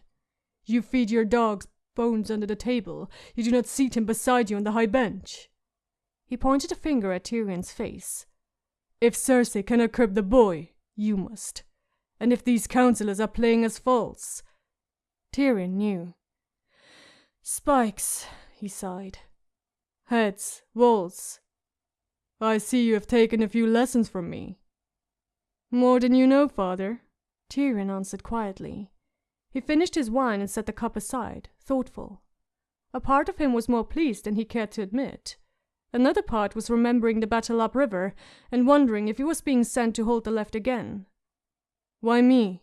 he asked, cocking his head to one side. "Why not my uncle? Why not Sir Adam or Sir Flemont or Lord Serret? Why not a bigger man?" Lord Tywin rose abruptly. "You are my son." That was when he knew. "You have given him up for lost," he thought. "You bloody bastard. You think Jaime's good as dead, so I'm all you have left." Tyrion wanted to slap him, to spit in his face, to draw his dagger and cut the heart out of him, and see if it was made of an old hard gold, the way the small folks said. Yet he sat there, silent and still. The shards of the broken cup crunched beneath his father's heels as Lord Tywin crossed the room. "One last thing," he said at the door. "You will not take the whore to court." Tyrion sat alone in the common room for a long while after his father was gone. Finally, he climbed the steps to his cozy garret beneath the bell tower. The ceiling was low, but there was scarcely a drawback for a dwarf. From the window he could see the gibbet his father had erected in the yard. The innkeep's body turned slowly on its rope whenever the night wind gusted. Her flesh had grown as thin and ragged as Lannister hopes. Shay murmured sleepily and rolled toward him when he sat on the edge of the feather bed. He slid his hand under the blanket and cupped the soft breast, and her eyes opened. "My lord," she said with a drowsy smile. When he felt her nipples stiffen, Tyrion kissed her. "I have a mind to take you to King's Landing, sweetling," he whispered. Chapter 70. Jon. The mare wicked softly as Jon Snow tightened the cinch. "Easy, sweet lady," he said in a soft voice, quieting her with a touch. Wind whispered through the stable, a cold dead breath on his face, but Jon paid it no mind. He strapped his roll to the saddle, his scarred fingers stiff and clumsy. "Ghost," he called softly, "to me." And the wolf was there, eyes like embers. "Jon, please, you must not do this." He mounted, the reins in his hand, and wheeled the horse around to face the night. Samwell Tarly stood in the stable door, a full moon peering over his shoulder. He threw a giant's shadow, immense and black. "Get out of my way, Sam." "Jon, you can't," Sam said. "I won't let you." "I would sooner not hurt you," Jon told him. "Move aside, Sam, or I'll ride you down." "You won't. You have to listen to me, please." Jon put his spurs to horseflesh, and the mare bolted for the door. For an instant Sam stood his ground, his face as round and pale as the moon behind him, his mouth a widening O of surprise. At the last moment, when they were almost on him, he jumped aside as Jon had known he would, stumbled and fell. The mare leaped over him, out into the night. John raised the hood of his heavy cloak and gave the horse her head. Castle Black was silent and still as he rode out, with Ghost racing at his side. Men watched from the wall behind him, he knew, but their eyes were turned north, not south. No one would see him go, no one but Sam Tarley, struggling back to his feet in the dust of the old stables. He hoped Sam hadn't hurt himself, falling like that. He was so heavy and so ungainly, it would be just like him to break a wrist or twist his ankle getting out of the way. "I warned him," John said aloud. "It was nothing to do with him anyway." He flexed his burned hand as he rode, opening and closing the scarred fingers. They still pained him, but it felt good to have the wrappings off. Moonlight silvered the hills as he followed the twisting ribbon of the King's Road. He needed to get as far from the wall as he could before they realized he was gone. On the morrow he would leave the road and strike out overland through field and bush and stream to throw off pursuit, but for the moment speed was more important than deception. It was not as though they would not guess where he was going. The old bear was accustomed to rise at first light, so John had until dawn to put as many leagues as he could between him and the wall. If Sam Tarley did not betray him. The fat boy was dutiful and easily frightened, but he loved John like a brother. If questioned, Sam would doubtless tell them the truth, but John could not imagine him braving the guards in front of the King's Tower to wake Mormont from sleep. When John did not appear to fetch the old bear's breakfast from the kitchen, they'd look in his cell and find Longclaw on the bed. It had been hard to abandon it, but John was not so lost to honor as to take it with him. Even Jorah Mormont had not done that when he fled in disgrace. Doubtless Lord Mormont would find someone more worthy of the blade. John felt bad when he thought of the old man. He knew his desertion would be salt in the still raw wound of his son's disgrace. That seemed a poor way to repay him for his trust, but it couldn't be helped. No matter what he did, John felt as though he were betraying someone. Even now he did not know if he was doing the honorable thing. The Southron had it easier. They had their Septons to talk to, someone to tell them the gods' will and help sort out right from wrong. But the Starks worshipped the old gods, the nameless gods, and if the hard trees heard, they did not speak. When the last lights of Castle Black vanished behind him, John slowed his mare to a walk. He had a long journey ahead, and only the one horse to see him through. There were holdfasts and farming villages along the road south, where he might be able to trade the mare for a fresh mount when he needed one, but not if she were injured or blown. He would need to find new clothes soon. Most like he'd need to steal them. He was clad in black from head to heel. High leather riding boots, rough-spun breeches and tunic, sleeveless leather jerkin and heavy wool cloak. His longsword and dagger were sheathed in black moleskin, and the hauberk and coif in his saddle-back were black ringmail. Any bit of it could mean his death if he were taken. A stranger wearing black was viewed with cold suspicion in every village and holdfast north of the Neck, and men would soon be watching for him.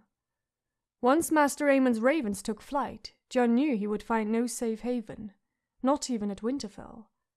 Bran might want to let him in, but Master Luwin had better sense. He would bar the gates and send John away as he should. Better not to call there at all. Yet he saw the castle clear in his mind's eye, as if he had left it only yesterday. The towering granite walls, the great hall with its smell of smoke and dog and roasting meat, his father's sala, the turret room where he had slept.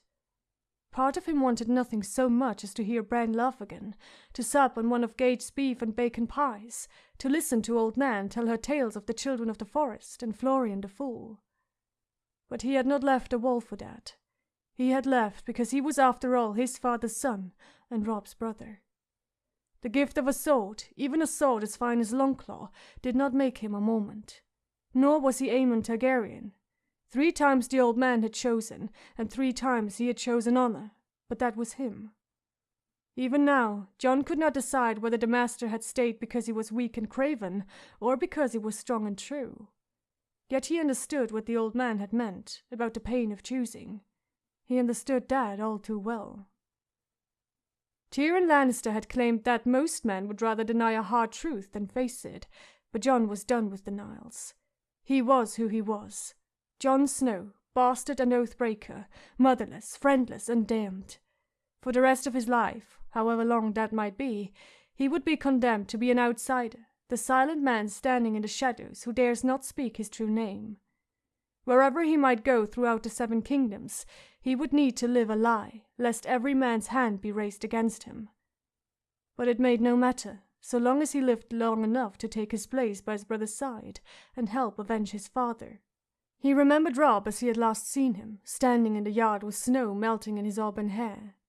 John would have to come to him in secret, disguised. He tried to imagine the look on Rob's face when he revealed himself. His brother would shake his head and smile, and he'd say... He could not see the smile. Hard as he tried, he could not see it. He found himself thinking of the deserter his father had beheaded the day they'd found the dire wolves. "You said the words," Lord Eddard had told him. "You took a vow, before your brothers, before the old gods and the new." Desmond and Fat Tom had dragged the man to the stump. Bran's eyes had been wide as saucers, and John had to remind him to keep his pony in hand.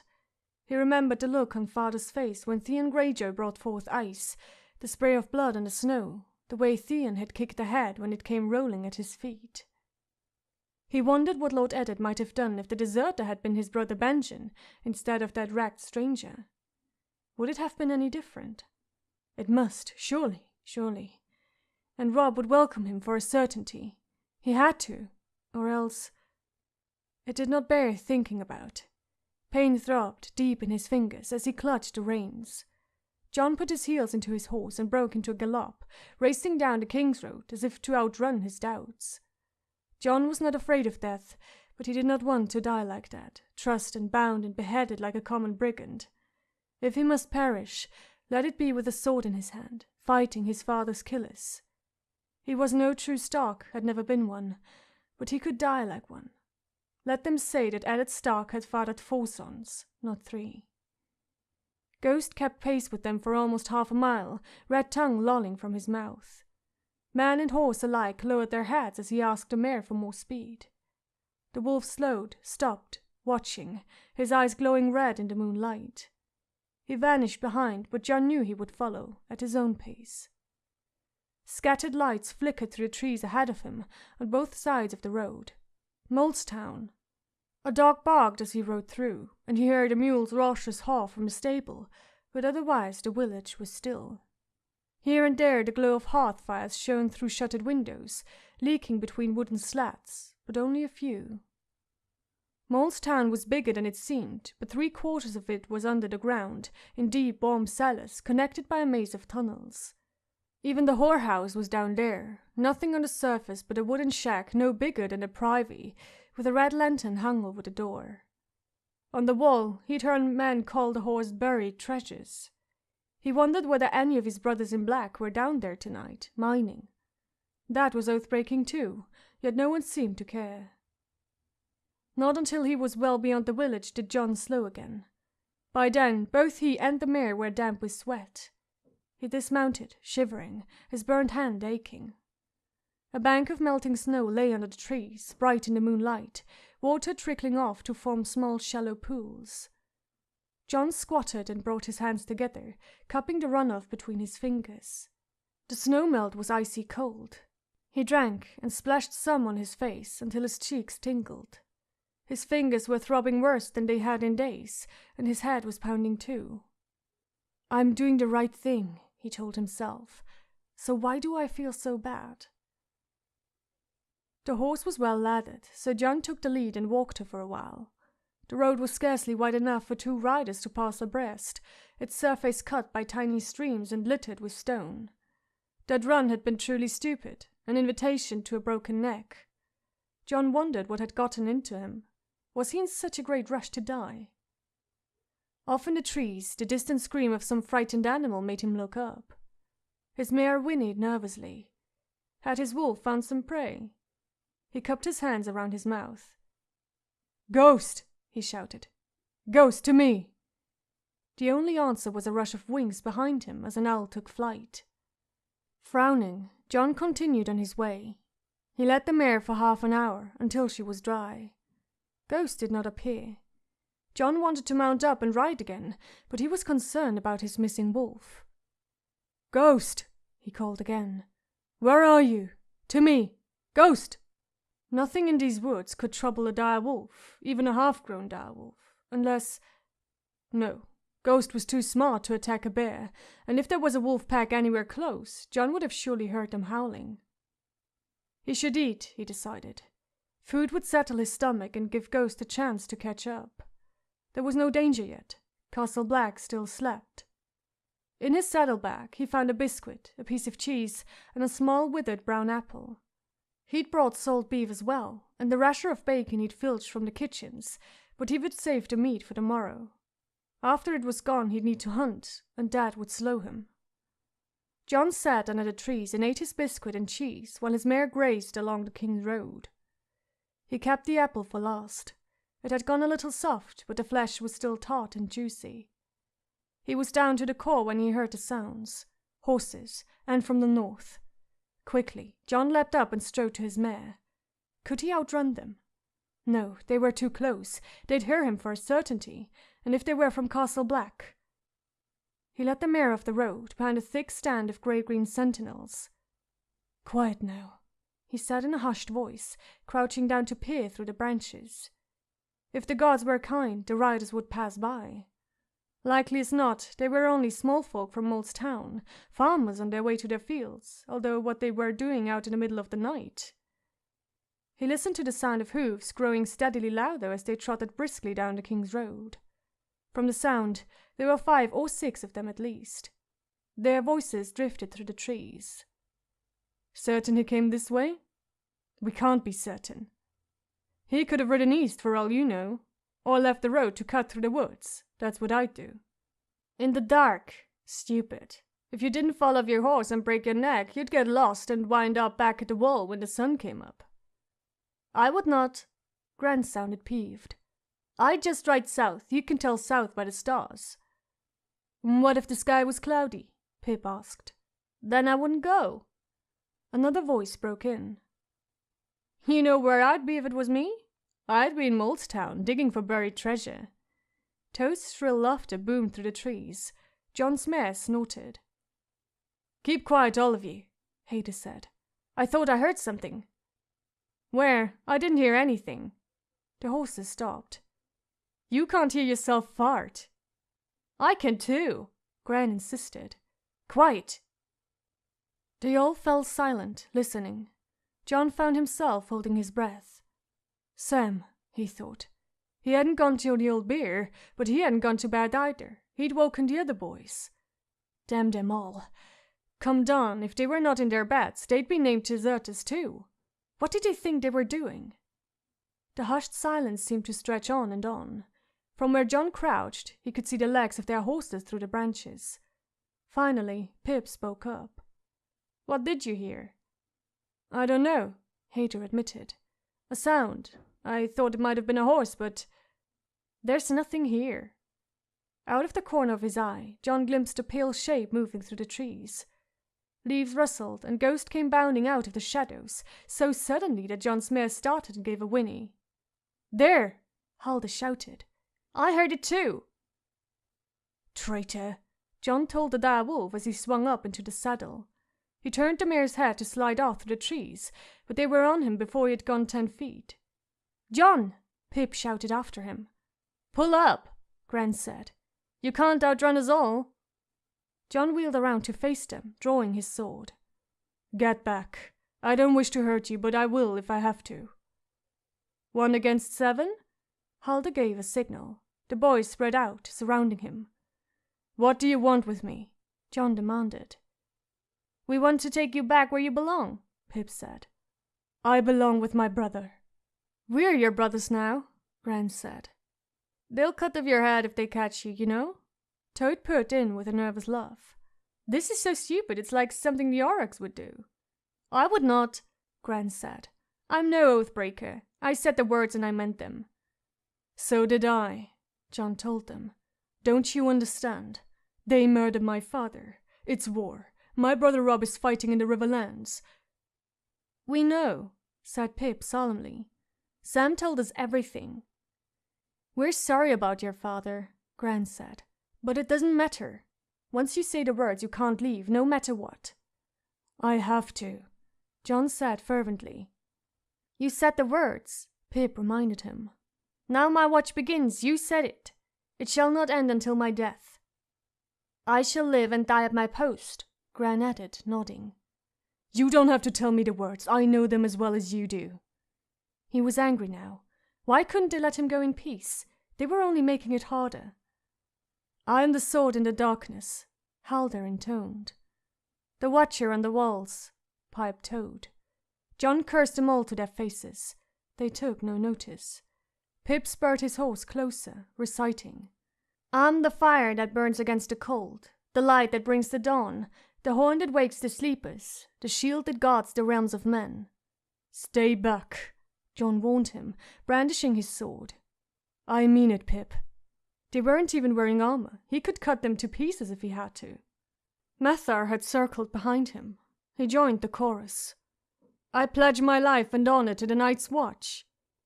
John kicked his mare, spinning her in a circle. The boys were all around him now, closing from every side. For this night, Halder trotted in from the left. And all the nights to come, finished Pip. He reached over for John's reins. So here are your choices. Kill me or come back with me. John lifted his sword and lowered it, helpless. Damn you, he said. Damn you all. Do we have to bind your hands, or will you give us your word you'll ride back peaceful? Asked Halder. I won't run if that's what you mean. Ghost moved out from under the trees, and John glared at him. Small help you were, he said. The deep red eyes looked at him knowingly. We'd best hurry, Pip said. If we're not back before first light, the old bear will have all our heads. Of the ride back, Jon Snow remembered little. It seemed shorter than the journey south, perhaps because his mind was elsewhere. Pip set a pace, galloping, walking, trotting, and then breaking into another gallop. Molestown came and went, the red lantern over the brodel long extinguished. They made good time. Dawn was still an hour off when Jon glimpsed the towers of Castle Black ahead of them, dark against the pale immensity of the wall. It did not seem like home this time. They could take him back, Jon told himself, but they could not make him stay. The war would not end on the morrow or the day after, and his friends could not watch him day and night. He would bide his time, make them think he was content to remain here, and then, when they had grown lax, he would be off again. Next time he would avoid the King's Road. He could follow the wall east, perhaps all the way to the sea, a longer route but a safer one. Or even west to the mountains, and then south over the high passes. That was the wildling's way, hard and perilous, but at least no one would follow him. He wouldn't stray within 100 leagues of Winterfell or the King's Road. Samwell Tarly awaited them in the old stables, slumped on the ground against a bale of hay, too anxious to sleep. He rose and brushed himself off. I'm glad they found you, Jon. I'm not, Jon said, dismounting. Pip hopped off to his horse and looked at the lightening sky with disgust. Give us a hand batting down the horses, Sam, the small boy said. We have a long day before us, and no sleep to face it on, thanks to Lord Snow. When the day broke, Jon walked to the kitchens as he did every dawn. Three-Finger Hop said nothing as he gave him the old bear's breakfast. Today it was 3 brown eggs boiled hard, with fried bread and ham steak and a bowl of wrinkled plums. Jon carried the food back to the King's Tower. He found Mormont at the window seat, writing. His raven was walking back and forth across his shoulders, muttering, "Gorn! Gorn!" The bird shrieked when Jon entered. "Put the food on the table," the old bear said, glancing up. "I'll have some beer." Jon opened the shuttered window, took the flagon of beer off the outside latch and filled a horn. Hob had given him a lemon, still cold from the wall. Jon crushed it in his fist. The juice trickled through his fingers. Mormont drank lemon in his beer every day, and claimed that was why he still had his own teeth. "Doubtless you loved your father," Mormont said when Jon brought him his horn. "The things we love destroy us every time, lad. Remember when I told you that?" "I remember," Jon said sullenly. He did not care to talk of his father's death, not even to Mormont. "See that you never forget it. The hard truths are the ones to hold tight. Fetch me my plate. Is it ham again? So be it. You look weary. Was your moonlight ride so tiring? John's throat was dry. You know? No, the raven echoed from Mormont's shoulder. The old bear snorted. Do you think they chose me Lord Commander of the Night's Watch because I'm dumb as a stump snow? Aemon told me you'd go. I told him you'd be back. I know my men, and my boys too. Honor set you on the King's Road, and honor brought you back. My friends brought me back, Jon said. Did I say it was your honor? Mormont inspected his plate. They killed my father. Did you expect me to do nothing? If truth be told, we expected you to do just as you did. Mormont tried a plum, spit out the pit. I ordered a watch kept over you. You were seen leaving. If your brothers had not fetched you back, you would have been taken along the way, and not by friends. Unless you have a horse with wings like a raven. Do you? No. Jon felt like a fool. Pity. We could use a horse like that. Jon stood tall. He told himself that he would die well. That much he could do, at the least. I know the penalty for desertion, my lord. I'm not afraid to die.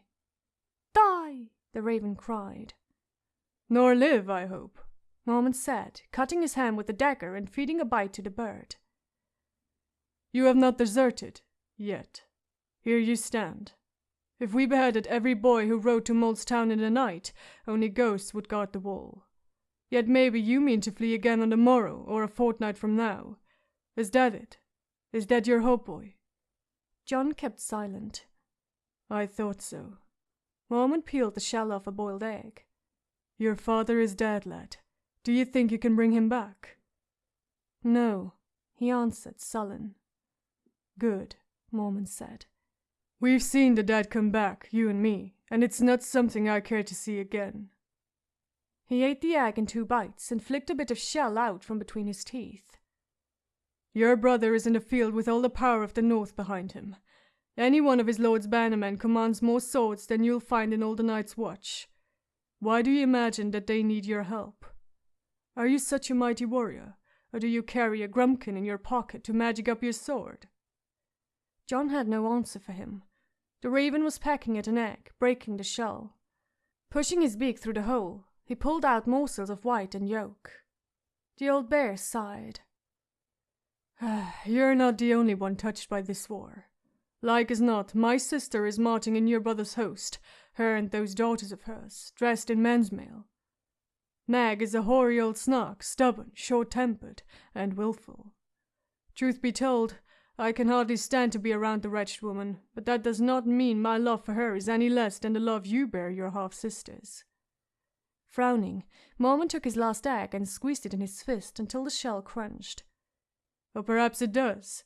Be that as it may, I'd still grieve if she were slain, yet you don't see me running off. I said the words just as you did. My place is here. Where is yours, boy? I have no place, Jon wanted to say. I'm a bastard. I have no rights, no name, no mother, and now not even a father. The words would not come. I don't know. I do, said Lord Commander Mormont. The cold winds are rising, Snow. Beyond the wall the shadows lengthen. Cotter Pike writes of vast herds of elk, streaming south and east toward the sea, and mammoths as well. He says one of his men discovered huge, misshapen footprints not 3 leagues from East Watch.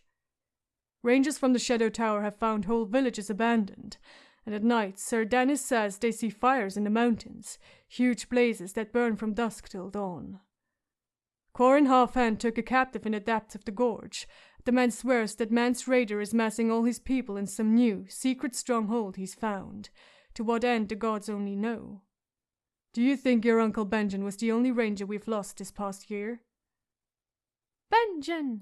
The raven squawked, bobbing its head, bits of egg dribbling from its beak. No, Jon said. There had been others. Too many. Do you think your brother's war is more important than ours? The old man barked. Jon chewed his lip. The raven flapped its wings at him. War! War! War! It sang. It's not, Mormont told him. God save us, boy. You're not blind and you're not stupid. When dead men come hunting in the night, do you think it matters who sits the Iron Throne?" No, John had not thought of it that way. "Your Lord Father sent you to us, John. Why? Who can say?" "Why? Why?" the raven called.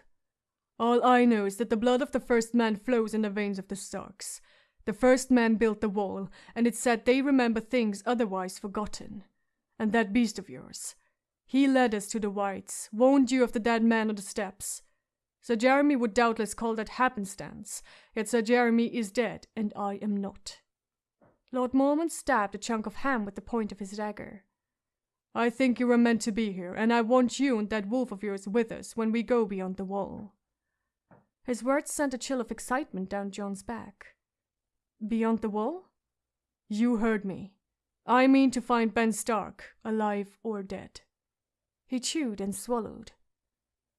"I will not sit here meekly and wait for the snows and the ice winds. We must know what is happening. This time the Night's Watch will ride in force, against the king beyond the wall, the others, and anything else that may be out there. I mean to command them myself." He pointed his dagger at John's chest. "By custom, the Lord Commander Stewart is his squire as well. But I do not care to wake every dawn wondering if you've run off again. So I will have an answer from you, Lord Snow, and I will have it now. Are you a brother of the Night's Watch, or only a bastard boy who wants to play at war?" Jon Snow straightened himself and took a long, deep breath. "Forgive me, father. Robb, Arya, Bran. Forgive me. I cannot help you. He has the truth of it. This is my place. I am yours, my lord. Your men. I swear it. I will not run again." The old bear snorted. "Good. Now go put on your sword." Chapter 71. Catelyn. It seemed 1,000 years ago that Catelyn Stark had carried her infant son out of Riverrun, crossing the Tumble Stone in a small boat to begin their journey north to Winterfell.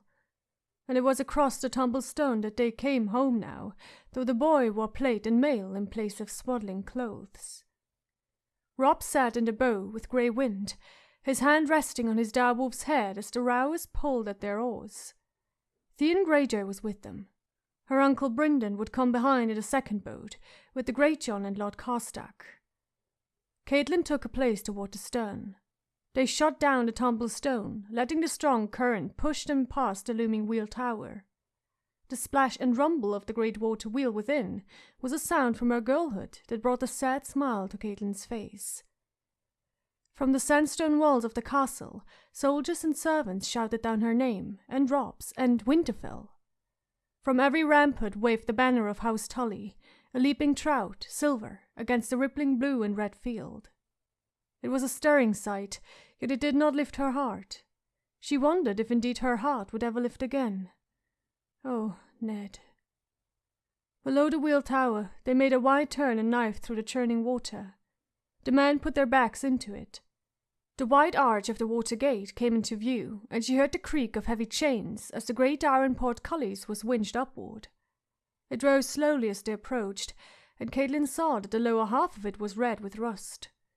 The bottom foot dripped brown mud on them as they passed underneath, the barbed spikes mere inches above their heads. Catelyn gazed up at the bars and wondered how deep the rust went, and how well the portcullis would stand up to a ram, and whether it ought to be replaced. Thoughts like that were seldom far from her mind these days. They passed beneath the arch and under the walls, moving from sunlight to shadow and back into sunlight. Boats, large and small, were tied up all around them, secured to iron rings set in the stone. Her father's guards waited on the water stair with her brother. Sir Admer Tully was a stocky young man with a shaggy head of auburn hair and a fiery beard. His breastplate was scratched and dented from battle, his blue and red cloak stained by blood and smoke. At his side stood the Lord Titus Blackwood, a hard pike of a man with close-cropped salt and pepper whiskers and a hook nose. His bright yellow armor was inlaid with jet and elaborate vine and leaf patterns, and a cloak sewn from raven feathers draped his thin shoulders. It had been Lord Titus who led the sortie that plucked her brother from the Lannister camp. "Bring them in," Sir Admiral commanded. 3 men scrambled down the stairs, knee-deep in the water, and pulled the boat close with long hooks. When Grey Wind bounded out, one of them dropped his pole and lurched back, stumbling and sitting down abruptly in the river. The others laughed, and the man got a sheepish look on his face. Theon Greyjoy vaulted over the side of the boat and lifted Caitlin by the waist, setting her on a dry step above him as water lapped around his boots. Edmure came down the steps to embrace her. "Sweet sister," he murmured hoarsely. He had deep blue eyes and a mouth made for smiles, but he was not smiling now. He looked worn and tired, battered by battle and haggard from strain. His neck was bandaged where he had taken a wound. Caitlin hugged him fiercely. "Your grief is mine, Kate," he said when they broke apart. "When we heard about Lord Eddard, the Lannisters will pay, I swear it. You will have your vengeance." "Will that bring Ned back to me?" she said sharply. The wound was still too fresh for soft words. She could not think about Ned now. She would not. It would not do. She had to be strong. "All that will keep. I must see father." "He awaits you in his solar," Edmure said. "Lord Hoster is bedridden, my lady," her father's steward explained. When had that good man grown so old and grey? "He instructed me to bring you to him at once." "I'll take her." Edmure escorted her up the water stair and across the lower bailey, where Petyr Baelish and Brennan Stark had once crossed swords for her favour. The massive sandstone walls of the keep loomed above them. As they pushed through a door between 2 guardsmen in fish-crest helms, she asked, "How bad is he?" dreading the answer even as she said the words. Edmure's look was sombre. "He will not be with us long, the masters say. The pain is constant and grievous." A blind rage filled her, a rage at all the world, at her brother Edmure and her sister Lisa, at the Lannisters, at the masters, at Ned and her father and the monstrous gods who would take them both away from her. "You should have told me," she said. "You should have sent word as soon as you knew." "He forbade it. He did not want his enemies to know that he was dying. With the realm so troubled, he feared that if the Lannisters suspected how frail he was, they might attack," Caitlin finished, hard. "It was your doing, yours," a voice whispered inside her. "If you had not taken it upon yourself to seize the dwarf." They climbed the spiral stair in silence. The keep was 3-sided, like Riverrun itself, and Lord Hoster's sala was triangular as well, with a stone balcony that jutted out to the east like the prow of some great sandstone ship. From there the lord of the castle could look down on his walls and battlements, and beyond, to where the waters met. They had moved their father's bed out into the balcony. "He likes to sit in the sun and watch the rivers," Edmure explained. "Father, see who I've brought. Cat has come to see you." Hoster Tully had always been a big man, tall and broad in his youth, portly as he grew older. Now he seemed shrunken, the muscle and meat melted off his bones. Even his face sagged. The last time Caitlin had seen him, his hair and beard had been brown, well streaked with grey. Now they had gone white as snow. His eyes opened to the sound of Edmure's voice. "Little cat," he murmured in a voice thin and wispy and wrecked by pain. "My little cat." A tremulous smile touched his face as his hand groped for hers. "I watched for you." "I shall leave you to talk," her brother said, kissing their lord father gently on the brow before he withdrew. Caitlin knelt and took her father's hand in hers. It was a big hand, but fleshless now, the bones moving loosely under the skin, all the strength gone from it. "You should have told me," she said. "A rider, a raven." "Riders are taken, questioned," he answered. "Ravens are brought down." A spasm of pain took him, and his fingers clutched hers hard. "The crabs are in my belly, pinching, always pinching, day and night. They have fierce claws, the crabs. Master Wyman makes me dream wine, milk of the poppy. I sleep a lot, but I wanted to be awake to see you when you came. I was afraid. When the Lannisters took your brother, the camps all around us, was afraid I would go before I could see you again. I was afraid." "I'm here, father," she said. "With Rob, my son. He'll want to see you too." "Your boy," he whispered. "He had my eyes, I remember." "He did, and does. And we've brought you Jaime Lannister in irons. Riverrun is free again, father." Lord Hoster smiled. "I saw. Last night when it began, I told them. I had to see. They carried me to the gatehouse, watched from the battlements. That was beautiful. The torches came in a wave. I could hear the cries floating across the river. Sweet cries. When that siege tower went up, gods. Would have died then, and glad. If only I could have seen your children first. Was it your boy who did it? Was it your Robb?" "Yes," Catelyn said, fiercely proud. "It was Robb. And Brynden. Your brother is here as well, my lord." "Him." Her father's voice was a faint whisper. "The Blackfish came back from the Vale." "Yes." "And Lysa." A cool wind moved through his thin white hair. "Gods be good, your sister. Did she come as well?" He sounded so full of hope and yearning that it was hard to tell the truth. "No, I'm sorry." "Oh." His face fell and some light went out of his eyes. "I'd hoped I would have liked to see her before." "She's with her son in the Eyrie." Lord Hoster gave a weary nod. "Lord Robert now. Poor Erin's gone. I remember. Why did she not come with you?" "She is frightened, my lord. In the Eyrie she feels safe." She kissed his wrinkled brow. "Robb will be waiting. Will you see him, and Brynden?" "Your son," he whispered. "Yes, Cat's child. He had my eyes, I remember. When he was born. Bring him, yes." "And your brother?" Her father glanced out over the rivers. "Blackfish," he said. "Has he wed yet? Taken some girl to wife?" Even on his deathbed, Catelyn thought sadly. "He has not wed. You know that, father. Nor will he ever." "I told him, commanded him, marry. I was his lord, he knows. My right to make his match, a good match, a red wine, old house. Sweet girl, pretty, freckless. Bethany, yes. Poor child, still waiting, yes, still." "Bethany Redwine wed Lord Rowan years ago," Catelyn reminded him. "She had 3 children by him." "Even so," Lord Hoster muttered. "Even so, spit on the girl, the Redwines. Spit on me, his lord, his brother. That Blackfish. I had other offers. Lord Brackett's girl, Walder Frey, any of 3, he said. Has he wed anyone?" "No one," Catelyn said. "Yet he has come many leagues to see you, fighting his way back to Riverrun. I would not be here now if Sir Brynden had not helped us." "He was ever a warrior," her father husked. "That he could do.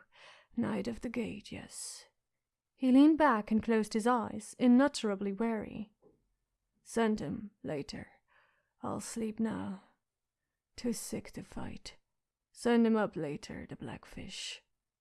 Catelyn kissed him gently, smoothed his hair, and left him there in the shade of his keep, with his rivers flowing beneath. He was asleep before she left the Solar.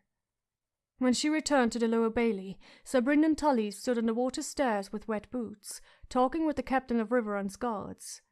He came to her at once. "Is he—" "Dying," she said, "as we feared."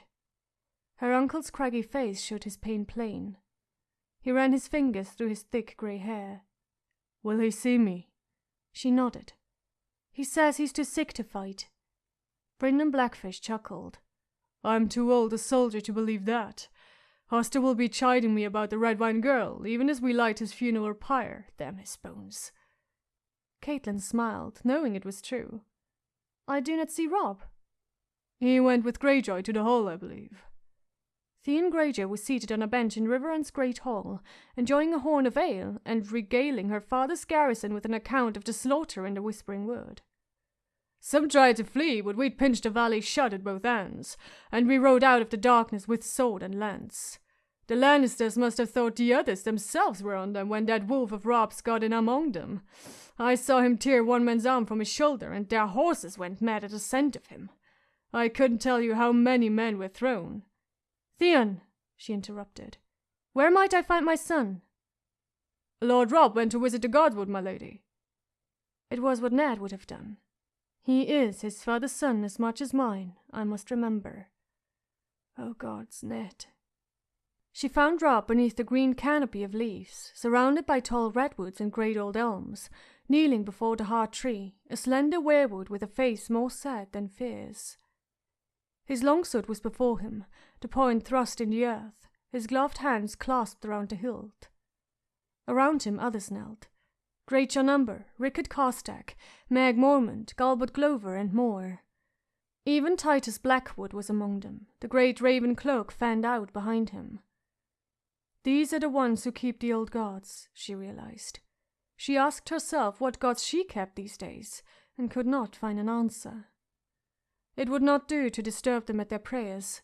The gods must have their due, even cruel gods who would take Ned from her, and her Lord Father as well. So Caitlin waited.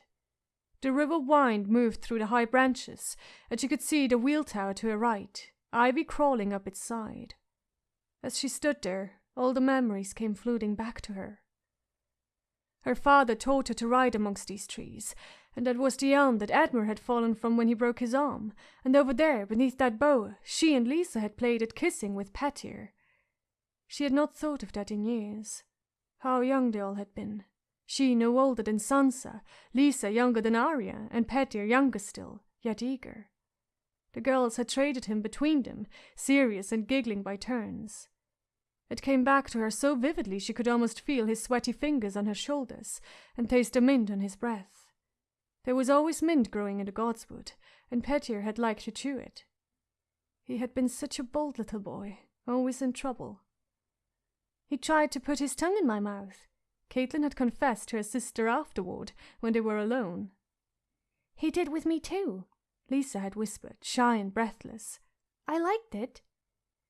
Rob got to his feet slowly and sheathed his sword, and Caitlin found herself wondering whether her son had ever kissed a girl in the Godswood. Surely he must have. She had seen Janie Poole giving him moist-eyed glances, and some of the serving girls, even ones as old as 18. He had ridden in battle and killed men with a sword. Surely he had been kissed. There were tears in her eyes. She wiped them away angrily. "Mother," Rob said when he saw her standing there, "we must call a council. There are things to be decided." "Your grandfather would like to see you," she said. "Rob, he is very sick." "Sir Edmure told me. I'm sorry, Mother, for Lord Hoster and for you. Yet first we must meet. We've had word from the south. Renly Baratheon has claimed his brother's crown." "Renly?" she said, shocked. "I had thought... Surely it would be Lord Stannis." "So did we all, my lady," Galbot Glover said. The war council convened in the great hall, at 4 long trestle tables arranged in a broken square. Lord Hoster was too weak to attend, asleep on his balcony, dreaming of the sun on the rivers of his youth. Edmure sat in the high seat of the Tullys, with Brynden Blackfish at his side, and his father's bannermen arrayed to right and left and along the side tables. Word of the victory at Riverrun had spread to the fugitive lords of the Trident, drawing them back. Carol Vance came in, a lord now, his father dead beneath the Golden Tooth. Sir Mark Piper was with him, and they brought a Derry, Sir Raymond's son, a lad no older than Bran. Lord Jonos Bracken arrived from the ruins of Stonehenge, glowering and blustering, and took a seat as far from Titus Blackwood as the tables would permit. The northern lords sat opposite, with Caitlin and Rob facing her brother across the tables. They were fewer.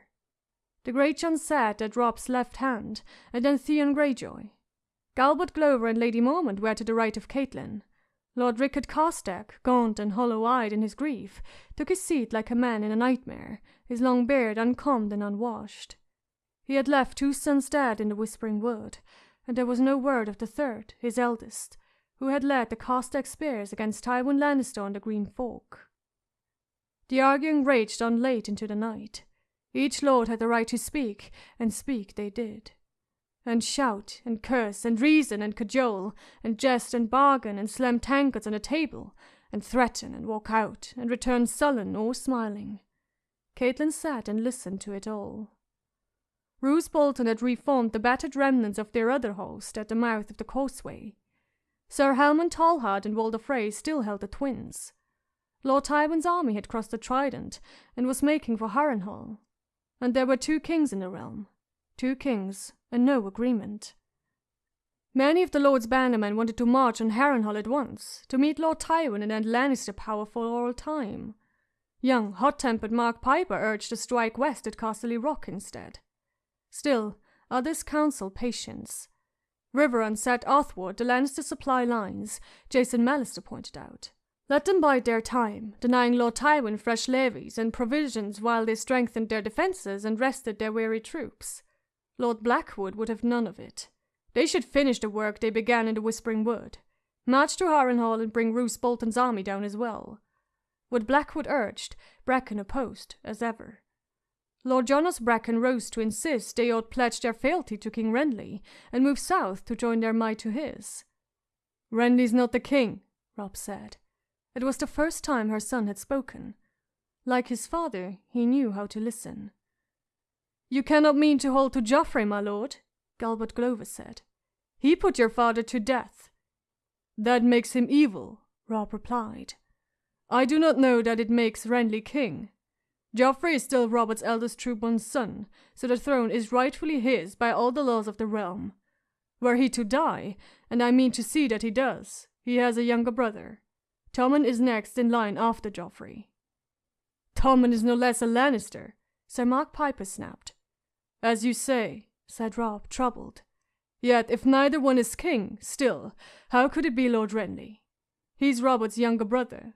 Bran can't be Lord of Winterfell before me, and Renly can't be king before Lord Stannis." Lady Mormont agreed. "Lord Stannis has the better claim." "Renly's crowned," said Mark Piper. "Highgarden and Storm's End support his claim, and the Dornish men will not be laggardly. If Winterfell and Riverrun add their strength to his, he will have 5 of the 7 great houses behind him. 6, if the Arryns bestir themselves. 6 against the Rock. My lords, within the year we will have all their heads on pikes, the Queen and the boy king, Lord Tywin Ym, the Kingslayer, Sir Kevan, all of them. That is what we shall win if we join with King Renly. What does Lord Stannis have against that we should cast it all aside?" "They're right," said Robb stubbornly. Caitlin thought he sounded eerily like his father as he said it. "So you mean us to declare for Stannis?" asked Edmure. "I don't know," said Robb. "I prayed to know what to do, but the gods did not answer. The Lannisters killed my father for a traitor, and we know that was a lie. But if Joffrey is the lawful king and we fight against him, we will be traitors." "My lord father would urge caution," aged Sir Stavern said, with the weaselly smile of a Frey. "Wait. Let these 2 kings play their Game of Thrones. When they are done fighting, we can bend our knees to the victor, or oppose him as we choose. With Renly arming, likely Lord Tywin would welcome a truce, and the safe return of his son. Noble lords, allow me to go to him at Harrenhal and arrange good terms and ransoms." A roar of outrage drowned out his voice. "Craven!" the Great John thundered. "Begging for a truce will make us seem weak," declared Lady Mormont. "Ransoms be damned, we must not give up the Kingslayer!" shouted Rickard Carstak. "Why not a peace?" Caitlin asked. The lords looked at her, but it was Robb's eyes she felt, his and his alone. "My lady, they murdered my lord father, your husband," he said grimly. He unsheathed his long sword and laid it on the table before him, the bright steel on the rough wood. "This is the only peace I have for Lannisters." The Greyjohn bellowed his approval, and other men added their voices, shouting and drawing swords and pounding their fists on the table. Caitlin waited until they had quieted. "My lords," she said then, "Lord Eddard was your liege, but I shared his bed and bore his children. Do you think I love him any less than you?" Her voice almost broke with her grief, but Caitlin took a long breath and steadied herself. "Robb, if that sword could bring him back, I should never let you sheathe it until Ned stood at my side once more. But he's gone, and 100 Whispering Woods will not change that." Ned is gone, and Darin Hornwood and Lord Carstek's valiant sons, and many other good men besides, and none of them will return to us. Must we have more deaths still?" "You are a woman, my lady," the Great John rumbled in his deep voice. "Women do not understand these things." "You are the gentle sex," said Lord Carstek, with the lines of grief fresh on his face. "A man has a need for vengeance." "Give me Cersei Lannister, Lord Carstek, and you would see how gentle a woman can be," Catelyn replied. "Perhaps I do not understand tactics and strategy, but I understand futility. We went to war when Lannister armies were ravaging the Riverlands, and Ned was a prisoner, falsely accused of treason. We fought to defend ourselves, and to win my lord's freedom. Well, the one is done, and the other forever beyond our reach. I will mourn for Ned until the end of my days, but I must think of the living. I want my daughters back, and the Queen holds them still. If I must trade our 4 Lannisters for their 2 Starks, I will call that a bargain and thank the gods. I want you safe, Robb, ruling at Winterfell from your father's seat.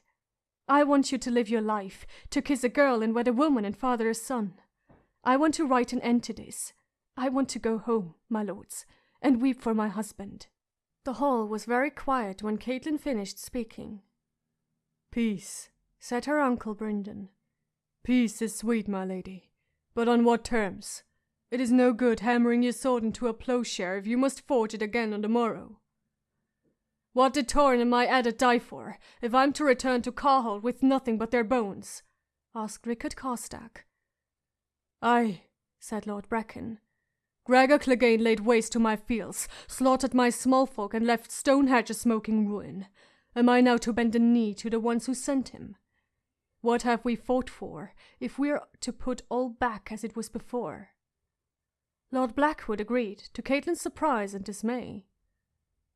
"And if we do make peace with King Joffrey, are we not then traitors to King Renly?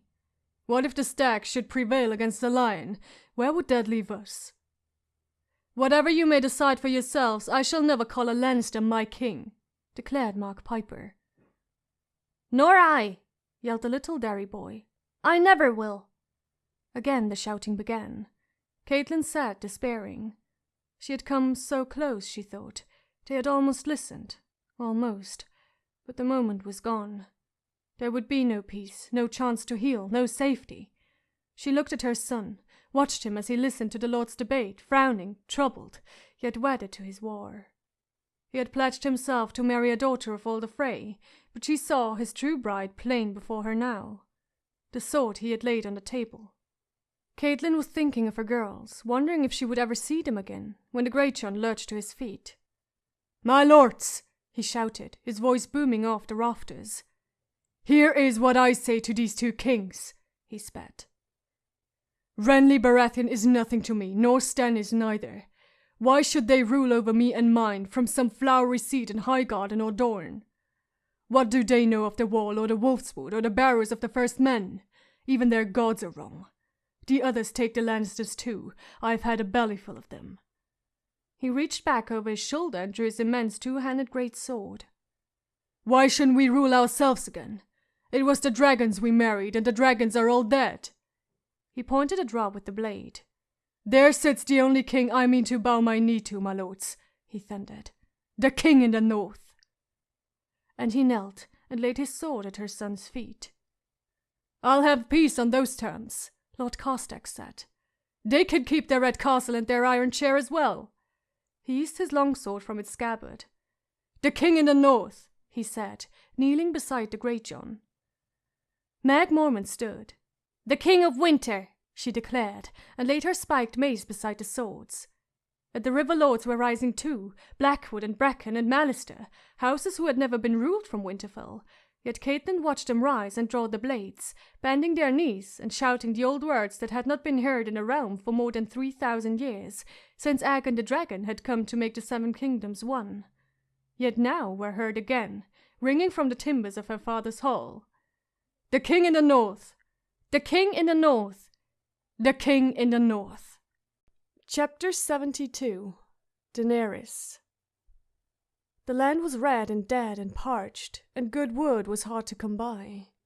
Her foragers returned with gnarled cottonwoods, purple brush, sheaves of brown grass. They took the 2 straightest trees, hacked the limbs and branches from them, skinned off their bark, and split them, laying the logs in a square. Its center they filled with straw, brush, bark shavings, and bundles of dry grass. Rokharo chose a stallion from the small herd that remained to them. He was not the equal of Khal Drogo's Red, but few horses were. In the center of the square, Aggo fed him a withered apple and dropped him in an instant with an axe blow between the eyes. Bound hand and foot, Mirri Maz Dur watched from the dust with disquiet in her black eyes. "It is not enough to kill a horse," she told Dany. "By itself, the blood is nothing. You do not have the words to make a spell, nor the wisdom to find them. Do you think blood magic is a game for children? You call me Maggie as if it were a curse, but all it means is wise. You are a child with a child's ignorance. Whatever you mean to do, it will not work. Loose me from these bonds and I will help you." "I'm tired of the Maggie's braying," Dany told Drogo. He took his whip to her, and after that the god's wife kept silent. Over the carcass of the horse they built a platform of hewn logs, trunks of smaller trees and limbs from the greater, and the thickest, straightest branches they could find. They laid the wood east to west, from sunrise to sunset. On the platform they piled Khal Drogo's treasures. His great tent, his painted vests, his saddles and harness, the whip his father had given him when he came to manhood, the arak he had used to slay Khal Ogo and his son, a mighty dragonbone bow. Aggo would have added the weapons Drogo's blood riders had given Dany for bride gifts as well, but she forbade it. "Those are mine," she told him, "and I mean to keep them." Another layer of brush was piled about the Khal's treasures, and bundles of dried grass scattered over them. Ser Jorah Mormont drew her aside as the sun was creeping toward its zenith. "Princess," he began. "Why do you call me that?" Dany challenged him. "My brother Viserys was your king, was he not?" "He was, my lady." "Viserys is dead. I am his heir, the last blood of House Targaryen. Whatever was his is mine now." "My queen," Ser Jorah said, going to one knee. "My sword that was his is yours, Daenerys, and my heart as well, that never belonged to your brother. I'm only a knight and I've nothing to offer you but exile, but I beg you, hear me. Let Khal Drogo go. You shall not be alone, I promise you. No man shall take you to Vaz Dothrak unless you wish to go. You need not join the Dosh Khaleen. Come east with me. Yi Ti, Qarth, the Jade Sea, Ashai by the Shadow. We will see the wonders yet unseen, and drink what wines the gods see fit to serve us. Please, Khaleesi, I know what you intend. Do not." "I must," Dany told him. She touched his face, fondly, sadly. "You do not understand." "I understand that you loved him," Ser Jorah said in a voice thick with despair. "I loved my lady wife once, yet I did not die with her. You are my queen, my sword is yours, but do not ask me to stand aside as you climb on Drogo's pyre. I will not watch you burn." "Is that what you fear?" Dany kissed him lightly on his broad forehead. "I'm not such a child as that, sweet sir." "You do not mean to die with him? You swear it, my queen." "I swear it," she said in the common tongue of the 7 kingdoms that by rights were hers. The third level of the platform was woven of branches no thicker than a finger and covered with dry leaves and twigs. They laid them north to south, from ice to fire, and piled them high with soft cushions and sleeping silks. The sun had begun to lower toward the west by the time they were done. Dany called the Dothraki around her. Fewer than 100 were left. How many had Aegon started with, she wondered. It did not matter. "You will be my khalasar," she told them. "I see the faces of slaves. I free you. Take off your collars. Go if you wish, no one shall harm you. If you stay, it will be as brothers and sisters, husbands and wives." The black eyes watched her, wary, expressionless. "I see the children, women, the wrinkled faces of the aged. I was a child yesterday. Today I am a woman. Tomorrow I will be old. To each of you I say, give me your hands and your hearts, and there will always be a place for you." She turned to the 3 young warriors of her cause. "Jogo, to you I give the silver-handled whip that was my bright gift, and name you Ko, and ask your oath that you will live and die as blood of my blood, riding at my side to keep me safe from harm." Jogo took the whip from her hands, but his face was confused. "Khaleesi," he said hesitantly, "this is not done. It would shame me to be blood rider to a woman."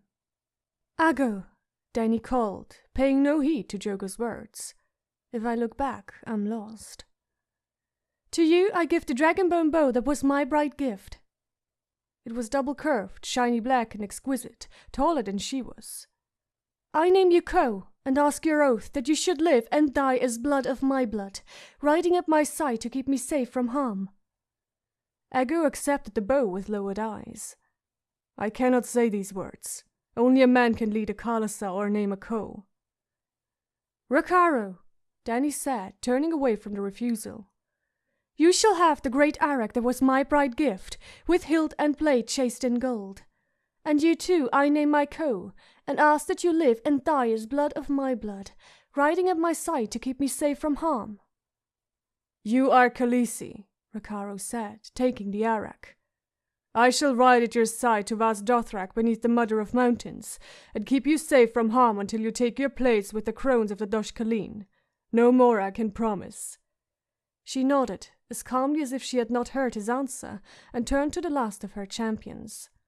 "Ser Jorah Mormont," she said, "first and greatest of my knights, I have no bright gift to give you, but I swear to you, one day you shall have from my hands a long sword like none the world has ever seen, dragon-forged and made of Valyrian steel, and I would ask for your oath as well." "You have it, my queen," Ser Jorah said, kneeling to lay his sword at her feet. "I vow to serve you, to obey you, to die for you if need be." "Whatever may come?" "Whatever may come." "I shall hold you to that oath. I pray you never regret the giving of it." Dany lifted him to his feet. Stretching on her toes to reach his lips, she kissed the knight gently and said, "You are the first of my Queensguard." She could feel the eyes of the Khalasa on her as she entered her tent. The Dothraki were muttering and giving her strange sideways looks from the corners of their dark almond eyes. They thought her mad, Dany realized. Perhaps she was. She would know soon enough. If I look back, I'm lost. Her bath was scalding hot when Irri helped her into the tub, but Dany did not flinch or cry aloud. She liked the heat. It made her feel clean. Jiki had scented the water with the oil she had found in the market in Vaz Dothrak. The steam rose moist and fragrant. Doria washed her hair and combed it out, working loose the mats and tangles. Irri scrubbed her back. Dany closed her eyes and let the smell and the warmth enfold her. She could feel the heat soaking through the soreness between her thighs. She shuddered when it entered her, and her pain and stiffness seemed to dissolve. She floated. When she was clean, her handmaids helped her from the water. Irri and Jiki fanned her dry, while Doria brushed her hair until it fell like a river of liquid silk down her back. They scented her with spice flower and cinnamon, a touch on each wrist, behind ears, on the tips of her milk-heavy breasts. The last dab was for her sex. Irri's fingers felt as light and cool as a lover's kiss as it slid softly up between her lips. Afterward, Dany sent them all away, so she might prepare Khal Drogo for his final ride into the Night Lands. She washed his body clean and brushed and oiled his hair, running her fingers through it for the last time, feeling the weight of it, remembering the first time she had touched it, the night of their wedding ride. His hair had never been cut. How many men could die with their hair uncut? She buried her face in it and inhaled the dark fragrance of the oils. He smelled like grass and warm earth, like smoke and seamen and horses. He smelled like Drogo. "Forgive me, son of my life," she thought. "Forgive me for all I have done and all I must do. I paid the price, my star, but it was too high, too high." Dany braided his hair and slid the silver rings onto his mustache and hung his bells one by one. So many bells, gold and silver and bronze. bells so his enemies would hear him coming and grow weak with fear. She dressed him in horsehair leggings and high boots, buckling a belt heavy with gold and silver medallions about his waist. Over his scarred chest she slipped a painted vest, old and faded, the one Drogo had loved best. For herself she chose low sand-silk trousers, sandals that laced halfway up her legs, and a vest like Drogo's. The sun was going down when she called them back to carry his body to the pyre. The Dothraki watched in silence as Drogo and Eggo bore him from the tent. Dany walked behind them. They laid him down on his cushions and silks, his head toward the Mother of Mountains far to the northeast. "Oil," she commanded, and they brought forth the jars and poured them over the pyre, soaking the silks and the brush and the bundles of dry grass, until the oil trickled from beneath the logs and the air was rich with fragrance. "Bring my eggs," Dany commanded her handmaids. Something in her voice made them run. Ser Jorah took her arm. "My queen, Drogo will have no use for dragon's eggs in the Nightlands. Better to sell them in Asshai. Sell one and we can buy a ship to take us back to the free cities. Sell all 3 and you will be a wealthy woman all your days." "They were not given to me to sell," Dany told him. She climbed the pyre herself to place the eggs around his sun and stars. The black beside his heart, under his arm. The green beside his head, his braid coiled around it. The cream and gold down between his legs. When she kissed him for the last time, Dany could taste the sweetness of the oil on his lips. As she climbed down off the pyre, she noticed Mirri Maz Duur watching her. "You are mad," the god's wife said hoarsely. "Is it so far from madness to wisdom?" Dany asked.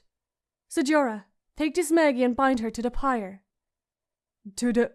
my queen, no, hear me." "Do as I say." Still he hesitated, until her anger flared. "You swore to obey me whatever might come. Rakharo, help him." The god's wife did not cry out as they dragged her to Khal Drogo's pyre and staked her down amidst his treasures. Dany poured the oil over the woman's head herself. "I thank you, Mirri Maz Duur," she said, "for the lessons you have taught me." "You will not hear me scream," Mirri responded as the oil dripped from her hair and soaked her clothing. "I will," Dany said. "But it is not your screams I want, only your life.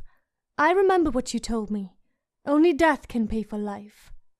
Mirri Maz Duur opened her mouth, but made no reply.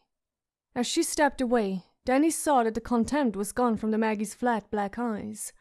In its place was something that might have been fear. Then there was nothing to be done but watch the sun and look for the first star. When a horse lord dies, his horse is slain with him, so he might ride proud into the Nightlands. The bodies are burned beneath the open sky, and the Khal rises on his fiery steed to take his place among the stars. The more fiercely the man burned in life, the brighter his star will shine in the darkness. Drogo spied it first. "There," he said in a hushed voice. Dany looked and saw it, low in the east. The first star was a comet, burning red. Blood red, fire red, the dragon's tail. She could not have asked for a stronger sign. Dany took the torch from Eggo's hand and thrust it between the logs. The oil took the fire at once, the brush and dried grass a heartbeat later. Tiny flames went darting up the wood like swift red mice, skating over the oil and leaping from bark to branch to leaf.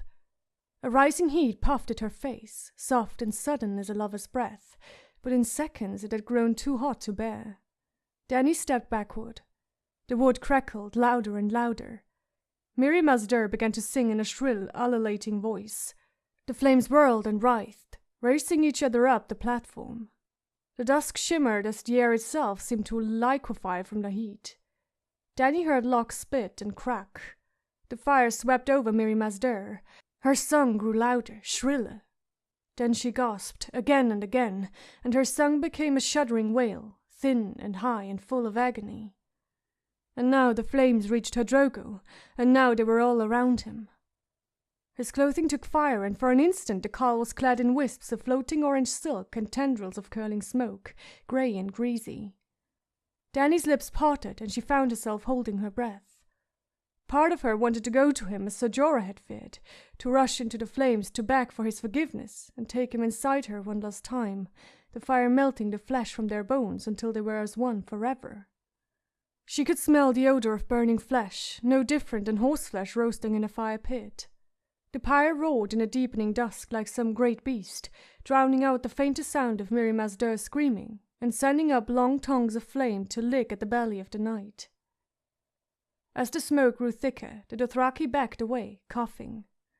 Huge orange gouts of fire unfurled their banners in that hellish wind, the logs hissing and cracking, glowing cinders rising on the smoke to float away into the dark like so many newborn fireflies.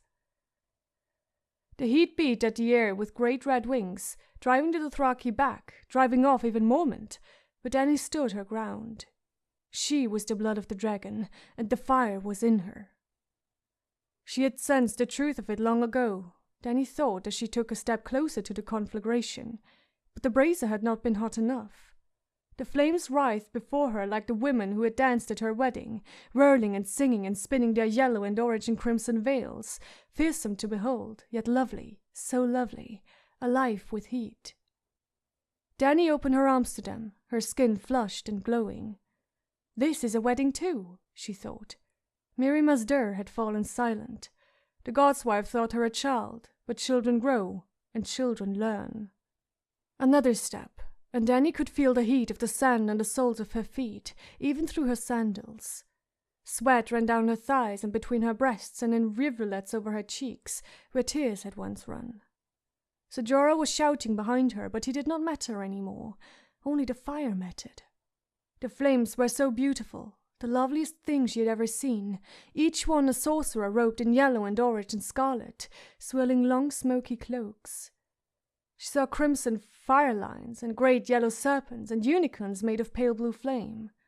She saw fish and foxes and monsters, wolves and bright birds and flowering trees, each more beautiful than the last. She saw a horse, a great grey stallion limed in smoke, its flowing mane a nimbus of blue flame. Yes, my love, my sun and stars, yes. Mount now, ride now.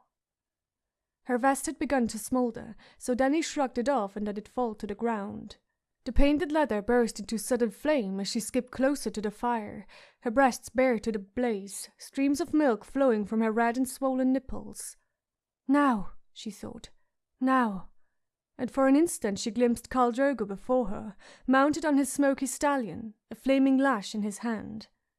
He smiled, and the whip snaked down at the pyre, hissing. She heard a crack, the sound of shattering stone. The platform of wood and brush and grass began to shift and collapse in upon itself.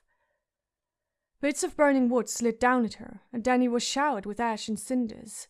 Then something else came crashing down, bouncing and rolling, to land at her feet. A chunk of curved rock, pale and veined with gold, broken and smoking. The roaring filled the world. Yet dimly through the firefall, Dany heard women shriek and children cry out in wonder. Only death can pay for life. And there came a second crack, loud and sharp as thunder, and the smoke stirred and whirled around her and the pyre shifted, the logs exploding as the fire touched their secret hearts. She heard the screams of frightened horses, and the voices of the Dothraki raised in shouts of fear and terror, and Ser Jorah calling her name and cursing. No, she wanted to shout to him, "No, my good knight, do not fear for me. The fire is mine. I am Daenerys Stormborn, daughter of dragons, bride of dragons, mother of dragons. Don't you see? Don't you see?" With a belch of flame and smoke that reached 30 feet into the sky, the pyre collapsed and came down around her. Unafraid, Dany stepped forward into the firestorm, calling to her children. The third crack was as loud and sharp as the breaking of the world. When the fire died at last and the ground became cool enough to walk upon, Ser Jorah Mormont found her amidst the ashes, surrounded by blackened logs and bits of glowing ember and the burnt bones of man and woman and stallion. She was naked, covered with soot, her clothes turned to ash, her beautiful hair all crisped away. Yet she was unhurt. The cream and gold dragon was suckling at her left breast, the green and bronze at her right. Her arms cradled them close. The black and scarlet beast was draped across her shoulders, its long sinuous neck coiled under her chin. When it saw Jorah, it raised its head and looked at him with eyes as red as coals. Wordless, the knight fell to his knees. The men of her caste came up behind him. Drogo was the first to lay his arak at her feet. "Blood of my blood," he murmured, pushing his face to the smoking earth. "Blood of my blood," she heard Aggo echo. "Blood of my blood," Rakharo shouted. And after them came her handmaids, and then the others, all the Dothraki, men and women and children, and then he had only to look at their eyes to know that they were hers now, today and tomorrow and forever, hers as they had never been Drogo's. As Daenerys Targaryen rose to her feet, her black hissed, pale smoke venting from its mouth and nostrils. The other two pulled away from her breasts and added their voices to the call, translucent wings unfolding and stirring the air, and for the first time in hundreds of years, the night came alive with the music of dragons. The end.